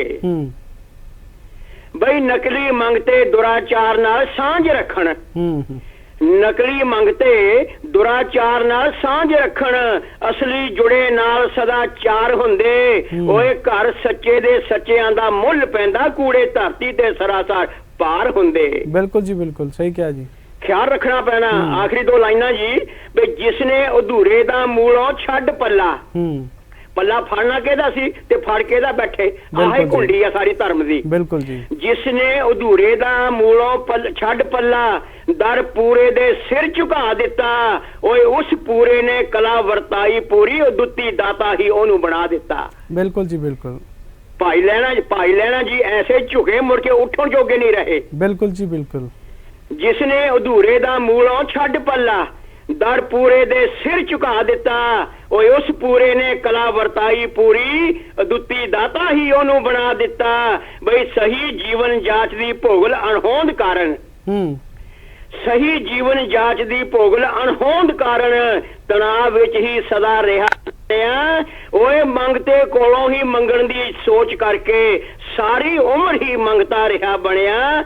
ਯਾਰੋ ਮੰਗਤੇ ਕੋਲੋਂ ਹੀ ਮੰਗਣ ਦੀ ਸੋਚ ਕਰਕੇ ਸਾਰੀ ਉਮਰ ਹੀ ਮੰਗਤਾ ਰਿਹਾ ਬਣਿਆ। ਯਾਰੋ ਸਾਰੀ ਉਮਰ ਹੀ ਮੰਗਤਾ ਰਿਹਾ ਬਣਿਆ। ਗਗਨਦੀਪ ਸਿੰਘ ਜੀ ਇਹ ਸੱਚ ਹੈ, ਚਿੱਟੇ ਦਿਨ ਵਰਗਾ ਇਹ ਧਰਮ ਦੀ ਕੁੰਡੀ ਆ। ਇਹਨੂੰ ਮੰਨ ਕੇ ਚੱਲਣਾ ਪਊਗਾ ਵੀ ਮੰਗਤੇ ਕੋਲੋਂ ਹੀ ਮੰਗਣ ਦੀ ਸੋਚ ਕਰਕੇ ਸਾਰੀ ਉਮਰ ਹੀ ਮੰਗਤਾ ਰਿਹਾ ਬਣਿਆ। ਯਾਰੋ ਸਾਰੀ ਉਮਰ ਹੀ ਮੰਗਤਾ ਰਿਹਾ ਬਣਿਆ। ਬਿਲਕੁਲ ਜੀ, ਬਿਲਕੁਲ ਜੀ। ਭੋਗਲ ਸਾਹਿਬ ਕਿਹਦੇ ਕੋਲੋਂ ਮੰਗਣਾ ਸੀ? ਇੱਕ ਗੱਲ ਮੈਂ ਹੋਰ ਇੱਥੇ ਕਹਿਣੀ ਚਾਹਾਂਗਾ ਭੋਗਲ ਸਾਹਿਬ, ਸਾਡਾ ਜਿਹੜਾ ਸਰੀਰ ਝੁਕ ਜਾਂਦਾ ਆ, ਪਰ ਅਸੀਂ ਇਹ ਦੇਖਿਆ ਕਿ ਸਾਡਾ ਮਨ ਝੁਕਿਆ ਕਿ ਨਹੀਂ ਝੁਕਿਆ। ਨਹੀਂ ਜੀ, ਬਸ ਗਲਤ ਆਹੀ ਕੁੰਡੀ ਆ ਨਾ ਸਾਰੀ। ਬਿਲਕੁਲ ਜੀ। ਮਨ ਕਰਕੇ ਅਸੀਂ ਜਦੋਂ ਇੰਨਾ ਕੁਝ ਮਿਲਦਾ ਤਾਂ ਅਸੀਂ ਪਰਮਾਤਮਾ ਦਾ ਕਦੇ ਸ਼ੁਕਰਾਨਾ ਨਹੀਂ ਕਰਦਾ। ਮਾੜੀ ਬਿਲਕੁਲ ਜੇ ਜੀ। ਕਿਤੇ ਤਕਲੀਫ ਆਈ ਨਹੀਂ ਤੇ ਰੱਬ ਵੱਲ ਉਂਗਲ ਉਠਾਈ ਨਹੀਂ। ਠੀਕ ਹੈ ਜੀ, ਬਿਲਕੁਲ ਜੀ, ਹੈ ਕਿ ਨਾ ਜੀ। ਹਾਂਜੀ। ਅਸੀਂ ਸਾਨੂੰ ਮਹਾਰਾਜ ਨੇ ਕਿਹਾ ਨਿਚੋੜ ਇਹ ਬਣਦਾ ਗੁਰੂ ਨਾਨਕ ਪਾਤਸ਼ਾਹ ਦਾ ਜਿਹੜਾ ਸੰਦੇਸ਼ ਆ ਸਾਨੂੰ ਆਦੇਸ਼ ਉਪਦੇਸ਼ ਵਾ ਹਾਂਜੀ। ਵੀ ਤੈਨੂੰ ਜਿਹਦੇ ਕੋਲ ਮੰਗਣਾ ਸੀ ਉਹ ਤਾਂ ਮੰਗਦਾ ਹੀ ਨਹੀਂ। ਜਿਵੇਂ ਮੈਂ ਪਹਿਲਾਂ ਐਗਜ਼ਾਮਪਲ ਦਿੱਤੇ ਆ, ਬਿਲਕੁਲ ਜੀ। ਮੇਰੇ ਦੋਸਤੀ ਹੋ ਜਾਏ, ਵਪਾਰੀ ਨਾਲ ਦੋਸਤੀ ਹੋ ਜਾਏ, ਬਿਲਕੁਲ ਜੀ। ਪ੍ਰਧਾਨ ਨਾਲ ਦੋਸਤੀ ਹੋ ਜਾਏ, ਪ੍ਰੈਸੀਡੈਂਟ ਨਾਲ ਦੋਸਤੀ ਹੋ ਜਾਏ, ਬਿਲਕੁਲ ਜੀ, ਜਿਹਦੇ ਨਾਲ ਦੋਸਤੀ ਪਾਉਣੀ ਸੀ ਗਗਨਦੀਪ ਸਿੰਘ ਜੀ ਉਹਦੇ ਬਸ ਪਿੱਛ ਕਰ ਦਿੱਤੀ। ਬਿਲਕੁਲ ਜੀ, ਬਿਲਕੁਲ ਜੀ, ਆਹ ਹੀ ਕੁੰਡੀ ਆ ਸਾਰੀ ਧਰਮ ਦੀ। ਬਿਲਕੁਲ ਸਮਝਣ ਜੀ। ਇਹ ਬਹੁਤ ਕੋਈ ਔਖੀ ਗੱਲ ਨਹੀਂ ਹੈ। ਬਿਲਕੁਲ ਜੀ। ਭੋਗਲ ਸਾਹਿਬ ਇੱਕ ਹੋਰ ਗੱਲ ਹੈ ਪਰ ਜੇ ਇੱਕ- ਅਸੀਂ ਸਾਰਾ ਦਿਨ ਦੇ ਵਿੱਚ ਸੋਚੀਏ, ਇੱਕ ਜੇ ਅੱਜ ਦੇ ਦਿਨ ਦੀ ਗੱਲ ਸੋਚੀਏ ਕਿ ਅੱਜ ਅਸੀਂ ਸਵੇਰੇ ਉੱਠੇ, ਅਸੀਂ ਖਬਰਾਂ ਸੁਣੀਆਂ, ਅਸੀਂ ਲੋਕਾਂ ਦੇ ਵਿੱਚ ਵਿਚਰੇ, ਅਸੀਂ ਇਹ ਕੀਤਾ, ਜਾਂ ਮਤਲਬ ਸਾਡਾ ਸਾਰਾ ਦਿਨ ਇੱਦਾਂ ਗੁਜ਼ਰਿਆ, ਜਾਂ ਅਸੀਂ ਯੂਕਰੇਨ ਦੀ ਗੱਲ ਕਰ ਲਈਏ, ਪਾਕਿਸਤਾਨ ਦੀ ਗੱਲ ਕਰ ਲਈਏ, ਇਟਲੀ ਦੀ, ਯੂਕੇ ਦੀ ਗੱਲ ਕਰ ਲਈਏ, ਸਾਰਿਆਂ ਦੀ ਗੱਲ ਕਰ ਲਈਏ ਕਿ ਇਹਦੇ ਵਿੱਚ ਕੀ ਦਹਿਸ਼ਤਗਰਦ ਹੈ। ਚੰਗੇ ਲੋਕ ਵੀ ਨੇ, ਮਾੜੇ ਵੀ ਨੇ,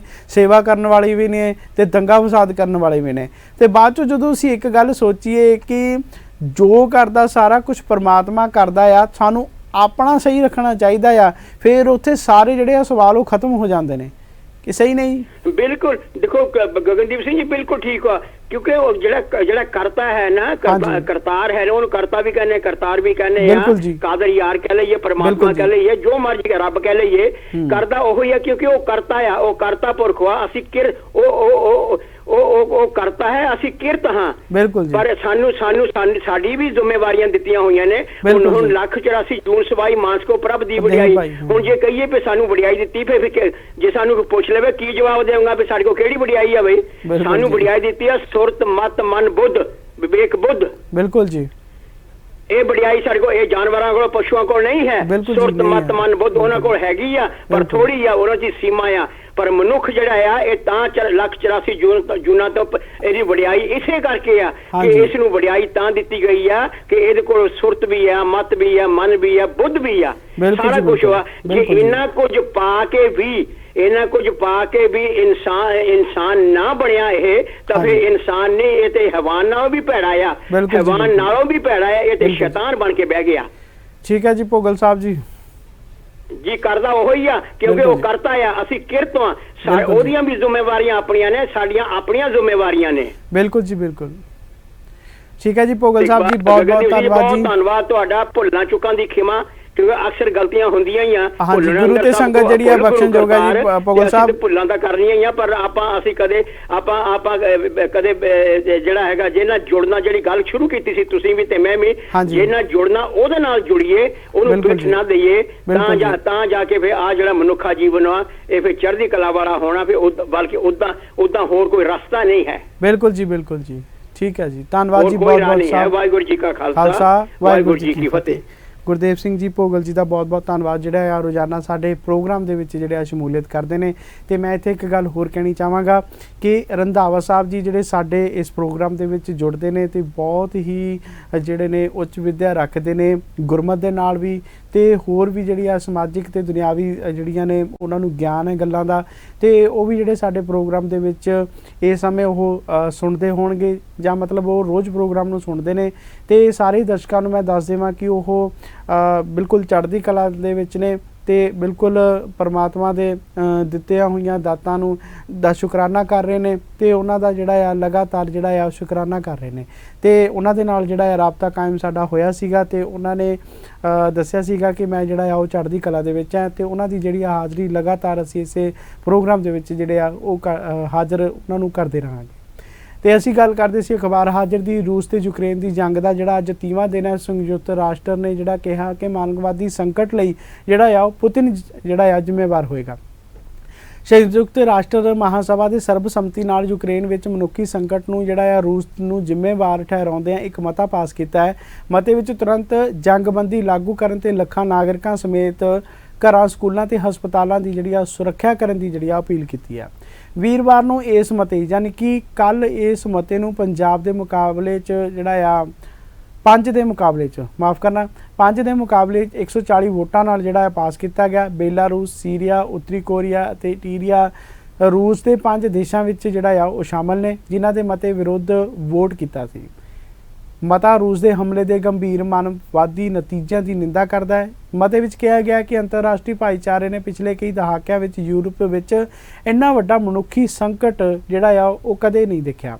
ਇਸ ਨੇ ਰੂਸੀ ਗੋਲਾਬਾਰੀ, ਹਵਾਈ ਹਮਲਿਆਂ ਤੇ ਦੱਖਣੀ ਸ਼ਹਿਰ ਮਾਰੀਉਪੋਲ ਸਮੇਤ ਸੰਘਣੀ ਆਬਾਦੀ ਵਾਲੇ ਸ਼ਹਿਰਾਂ ਦੀ ਘੇਰਾਬੰਦੀ ਦੀ ਨਿੰਦਾ ਕੀਤੀ ਹੈ ਤੇ ਮਤੇ ਵਿੱਚ ਮਾਨਵਵਾਦੀ ਸਹਾਇਤਾ ਤੱਕ ਮੁਫਤ ਪਹੁੰਚ ਦੀ ਮੰਗ ਕੀਤੀ ਹੈ। ਤੇ ਵੋਟਿੰਗ 2 ਮਾਰਚ ਨੂੰ ਲਿਆਂਦੇ ਗਏ ਮਤੇ ਤੇ ਵੋਟਿੰਗ ਵਰਗੀ ਜਿਹੜੀ ਸੀ ਤੇ ਉਹ ਮਤਾ ਵੀ ਜਿਹੜਾ 144 ਦੇਸ਼ਾਂ ਦੇ ਸਮਰਥਨ ਨਾਲ 5 ਦੇ ਵਿਰੋਧ ਵਿੱਚ ਜਿਹੜਾ ਆ ਉਹ ਪਾਸ ਕੀਤਾ ਗਿਆ ਅਤੇ 35 ਦੇਸ਼ਾਂ ਨੇ ਵੋਟਿੰਗ ਵਿੱਚ ਹਿੱਸਾ ਨਹੀਂ ਲਿਆ।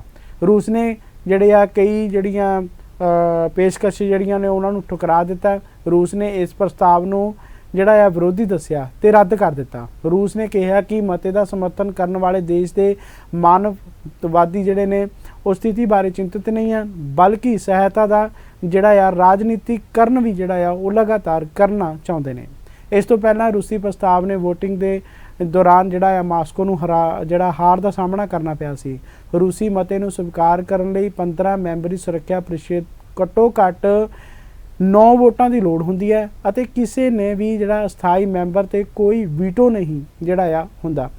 ਸਥਾਈ ਮੈਂਬਰ ਵਿੱਚ ਅਮਰੀਕਾ, ਬ੍ਰਿਟੇਨ, ਫਰਾਂਸ, ਚੀਨ ਤੇ ਰੂਸ ਸ਼ਾਮਲ ਸਨ, ਪਰ ਰੂਸ ਨੂੰ ਚੀਨ ਤੋਂ ਸਿਰਫ ਇੱਕ ਹੀ ਵੋਟ ਮਿਲੀ, ਜਦੋਂ ਕਿ 13 ਹੋਰ ਮੈਂਬਰ ਦੇਸ਼ ਜਿਹੜੇ ਨੇ ਉਹ ਇਸ ਦੇ ਵਿੱਚ ਜਿਹੜੇ ਨੇ ਗੈਰ ਹਾਜ਼ਰ ਸੀ। ਤੇ ਦੂਸਰੀ ਜਿਹੜੀ ਵੱਡੀ ਖਬਰ ਸਾਹਮਣੇ ਆ ਰਹੀ ਹੈ ਉਹ ਦਿੱਲੀ ਦੀ ਵਿਧਾਨ ਸਭਾ ਵਿੱਚ ਭਾਵੁਕ ਹੋਏ ਰਾਘਵ ਚੱਡਾ ਖੁਦ ਨੂੰ Arvind Kejriwal school of politics ਦਾ ਵਿਦਿਆਰਥੀ ਜਿਹੜਾ ਆ ਉਹਨਾਂ ਨੇ ਦੱਸਿਆ। ਆਮ ਆਦਮੀ ਪਾਰਟੀ ਦੇ ਵਿਧਾਇਕ ਰਾਘਵ ਚੱਡਾ ਵੀਰਵਾਰ ਨੂੰ ਦਿੱਲੀ ਦੀ ਵਿਧਾਨ ਸਭਾ ਮੈਂਬਰਸ਼ਿਪ ਤੋਂ ਅਸਤੀਫਾ ਦੇ ਦਿੱਤਾ। ਉਹ ਦਿੱਲੀ ਦੀ ਰਾਜਿੰਦਰ ਨਗਰ ਸੀਟ ਤੋਂ ਵਿਧਾਇਕ ਸਨ।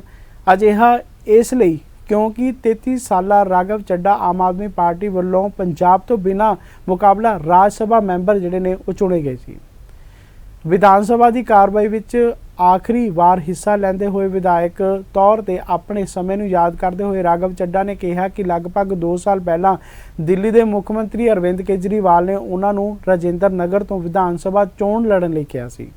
ਇਸ ਮੌਕੇ ਤੇ ਰਾਘਵ ਚੱਡਾ ਨੇ ਕਿਹਾ ਕਿ ਮੈਂ ਆਪਣੇ ਹਲਕੇ ਵਿੱਚ ਬਹੁਤ ਮਿਹਨਤ ਕੀਤੀ ਹੈ। ਮਹਾਮਾਰੀ ਦੇ ਸਮੇਂ ਵੀ ਜਾਂ ਇਸ ਤੋਂ ਇਲਾਵਾ ਵੀ ਪਾਣੀ ਦੀਆਂ ਪਾਈਪਾਂ ਦਾ ਪਾਉਣਾ ਹੋਵੇ, ਸਾਡੇ ਹਲਕੇ ਦੇ ਸਾਰੇ ਜਿਹੜੇ ਵਾਸੀ ਨੇ ਮੁੱਖ ਮੰਤਰੀ ਕੇਜਰੀਵਾਲ ਦੇ ਧੰਨਵਾਦੀ ਹਨ ਤੇ ਧੰਨਵਾਦ ਕਰਦੇ ਨੇ ਤੇ ਮੈਂ ਉਹਨਾਂ ਨੂੰ ਭਰੋਸਾ ਦਿਵਾਉਣਾ ਚਾਹੁੰਦਾ ਕਿ ਵਿਧਾਇਕ ਬਦਲ ਜਾਣਗੇ ਪਰ ਕੰਮ ਜਿਹੜਾ ਆ ਉਸੇ ਤਰ੍ਹਾਂ ਜਾਰੀ ਰਹੇਗਾ।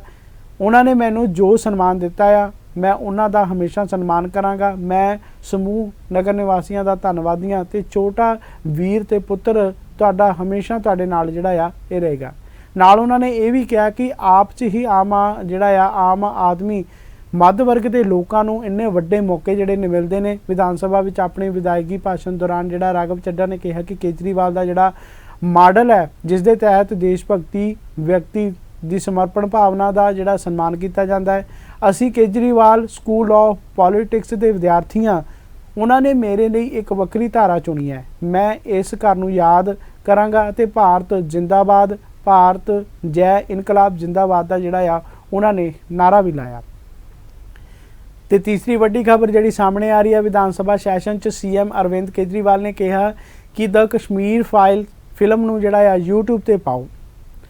ਵਿਧਾਨ ਸਭਾ ਸੈਸ਼ਨ ਦੇ ਦੌਰਾਨ ਦਿੱਲੀ ਦੇ ਮੁੱਖ ਮੰਤਰੀ ਅਰਵਿੰਦ ਕੇਜਰੀਵਾਲ ਨੇ ਕਿਹਾ ਕਿ ਸਾਰੇ ਸ਼ਹੀਦਾਂ ਦਾ ਸਤਿਕਾਰ ਕਰਦੇ ਹਾਂ ਪਰ ਭਗਤ ਸਿੰਘ ਤੇ ਬਾਬਾ ਸਾਹਿਬ ਦੇ ਦੋ ਚਮਕਦੇ ਜਿਹੜੇ ਨੇ ਅਜਿਹੇ ਸਿਤਾਰੇ ਨੇ। ਜਦੋਂ ਅਸੀਂ ਦਿੱਲੀ ਦੇ ਸਾਰੇ ਦਫ਼ਤਰਾਂ ਵਿੱਚ ਭਗਤ ਸਿੰਘ ਤੇ ਬਾਬਾ ਸਾਹਿਬ ਦੀਆਂ ਫੋਟੋਆਂ ਲਗਾਉਣ ਦਾ ਫੈਸਲਾ ਕੀਤਾ ਜਾਂ ਐਲਾਨ ਕੀਤਾ, ਇਸ ਕਾਰਨ ਬੀਜੇਪੀ ਤੇ ਕਾਂਗਰਸ 'ਚ ਜਿਹੜਾ ਆ ਲਗਾਤਾਰ ਹੰਗਾਮਾ ਹੋਣਾ ਸ਼ੁਰੂ ਹੋ ਗਿਆ। ਭਾਜਪਾ ਵਾਲੇ ਕਹਿ ਰਹੇ ਨੇ ਕਿ ਜਿਹੜਾ ਆ ਹੇਡਗੇਵਾਰ ਨੂੰ ਕਿਉਂ ਜਿਹੜਾ ਨਹੀਂ ਲਗਾਇਆ ਗਿਆ। ਕਾਂਗਰਸ ਵਾਲੇ ਕਹਿ ਰਹੇ ਨੇ ਕਿ ਜਿਹੜਾ ਆ ਸਾਡੇ ਨੇਤਾਵਾਂ ਦੀਆਂ ਜਿਹੜੀਆਂ ਨੇ ਉਹ ਫੋਟੋਆਂ ਕਿਉਂ ਨਹੀਂ ਲਗਾਈਆਂ ਗਈਆਂ। ਵਿਧਾਨ ਸਭਾ ਸੈਸ਼ਨ 'ਚ ਸੀਐਮ ਅਰਵਿੰਦ ਕੇਜਰੀਵਾਲ ਨੇ ਕਿਹਾ ਕਿ ਦ ਕਸ਼ਮੀਰ ਫਾਈਲਸ ਨੂੰ YouTube ਤੇ ਪਾਓ। ਸਭ ਕੁਝ ਜਿਹੜਾ ਆ ਮੁਫਤ ਹੈ ਤੇ ਮੁਫਤ ਵੀ ਜਿਹੜਾ ਆ ਦਿਖਾਇਆ ਜਾਏਗਾ ਤੇ ਸਾਰੇ ਸ਼ਹੀਦਾਂ ਦਾ ਜਿਹੜਾ ਆ ਉਹ ਸਤਿਕਾਰ ਜਿਹੜਾ ਆ ਉਹ ਅਸੀਂ ਲਗਾਤਾਰ ਜਿਹੜਾ ਆ ਉਹ ਕਰਦੇ ਰਵਾਂਗੇ।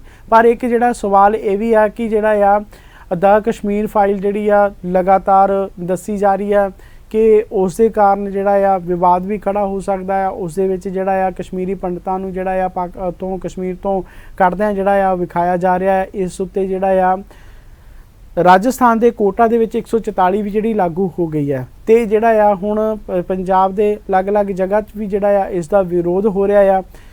ਅਜਿਹੀ ਫਿਲਮ ਬਾਰੇ ਸੀਐਮ ਜਿਹੜਾ ਅਰਵਿੰਦ ਕੇਜਰੀਵਾਲ ਜੀ ਦਾ ਇਹ ਬਿਆਨ ਜਿਹੜਾ ਆ ਕਿਤੇ ਨਾ ਕਿਤੇ ਜਿਹੜਾ ਆ ਦੇਸ਼ ਦੀ ਅਖੰਡਤਾ ਨੂੰ ਵਧਾਉਣ ਵਾਸਤੇ ਜਿਹੜਾ ਆ ਉਹ ਸਹਾਈ ਹੋਵੇਗਾ ਤੇ ਸਾਨੂੰ ਵੀ ਇਹੀ ਜਿਹੜਾ ਆ ਸੋਚਣਾ ਪੈਣਾ ਹੈ ਕਿ ਅਜਿਹੀ ਫਿਲਮ ਜਿਹੜੀ ਆ ਉਹ ਨਾ ਰਿਲੀਜ਼ ਕੀਤੀ ਜਾਵੇ। ਪਰ ਇੱਕ ਵੱਡੀ ਗੱਲ ਹੋਰ ਇੱਥੇ ਵੀ ਇੱਥੇ ਜਿਹੜਾ ਆ ਸੈਂਸਰ ਬੋਰਡ ਵੀ ਜਿਹੜਾ ਆ ਉਹ ਆਪਣੀ ਜਿਹੜੀ ਆ ਉਹ ਚੁੱਪੀ ਦਿਖਾ ਰਿਹਾ ਆ। ਤੇ ਜਿਹੜੀ ਆ ਆਖਰੀ ਖਬਰ ਹੈ ਉਹ ਸਿੱਧੂ ਨੇ ਜਿਹੜਾ ਆ ਵੱਡੀ ਜਿਹੜੀ ਆ ਇੱਕ ਵੀਡੀਓ ਜਾਰੀ ਕੀਤੀ ਹੈ ਜਿਸ ਦੇ ਵਿੱਚ ਅਰਵਿੰਦ ਕੇਜਰੀਵਾਲ ਕਹਿੰਦੇ ਨੇ ਕਿ ਅਸੀਂ 24 ਘੰਟੇ ਵਿੱਚ ਜਿਹੜਾ ਆ ਬਰਗਾੜੀ ਕਾਂਡ ਨੂੰ ਸੁਲਝਾ ਕੇ ਦੋਸ਼ੀਆਂ ਨੂੰ ਜੇਲ੍ਹਾਂ ਦੇ ਪਿੱਛੇ ਜਿਹੜਾ ਆ ਛੱਡਾਂਗੇ। ਤਾਂ ਸਿੱਧੂ ਨੇ ਇਹ ਕਿਹਾ ਹੈ ਕਿ ਤੇ ਤੁਹਾਨੂੰ ਜਿਹੜਾ ਆ ਉਹ ਰੋਕਿਆ ਕਿਸ ਨੇ ਆ। ਇੱਦਾਂ ਦੇ ਜਿਹੜੇ ਨੇ ਸਵਾਲ ਲਗਾਤਾਰ ਜਿਹੜੇ ਉੱਭਰ ਕੇ ਆ ਰਹੇ ਨੇ। ਕਈ ਤਰ੍ਹਾਂ ਦੀਆਂ ਜਿਹੜੀਆਂ ਸਰਗਰਮੀਆਂ ਜਿਹੜੀਆਂ ਨੇ ਉਹ ਜਿਹੜੀਆਂ ਲਗਾਤਾਰ ਜਿਹੜੀਆਂ ਨੇ ਉੱਭਰ ਕੇ ਸਾਹਮਣੇ ਆ ਰਹੀਆਂ ਨੇ। ਤੇ ਹੁਣ ਗੱਲਾਂ ਬਾਤਾਂ ਕਰਦੇ ਹੋਏ ਪਤਾ ਹੀ ਨਹੀਂ ਲੱਗਿਆ ਕਿ ਸਾਡੇ ਸ਼ੋਅ ਦਾ ਸਮਾਂ ਜਿਹੜਾ ਆ ਕਿਸ ਵੇਲੇ ਸਮਾਪਤ ਹੋ ਗਿਆ ਜਾਂ ਮਤਲਬ ਘੜੀ ਸਾਨੂੰ ਲਗਾਤਾਰ ਟਿਕ ਇਸ਼ਾਰੇ ਦਿੰਦੀ ਹੈ ਕਿ ਤੁਹਾਡਾ ਸਮਾਂ ਜਿਹੜਾ ਆ ਹੁਣ ਸਮਾਪਤ ਹੋ ਚੁੱਕਿਆ। ਸਾਨੂੰ ਜਿਹੜਾ ਆ ਹੁਣ ਤੁਹਾਡੇ ਤੋਂ ਵਿਦਾ ਲੈਣੀ ਪੈਣੀ ਹੈ। ਇੱਕ ਨਵੇਂ ਪ੍ਰੋਗਰਾਮ ਨੂੰ ਲੈ ਕੇ ਫਿਰ ਤੋਂ ਹਾਜ਼ਰ ਹੋਵਾਂਗੇ। ਉਦੋਂ ਤੱਕ ਗਗਨਦੀਪ ਸਿੰਘ ਅਨੰਦਪੁਰੀ ਨੂੰ ਦਿਓ ਇਜਾਜ਼ਤ। ਸਤਿ ਸ਼੍ਰੀ ਅਕਾਲ।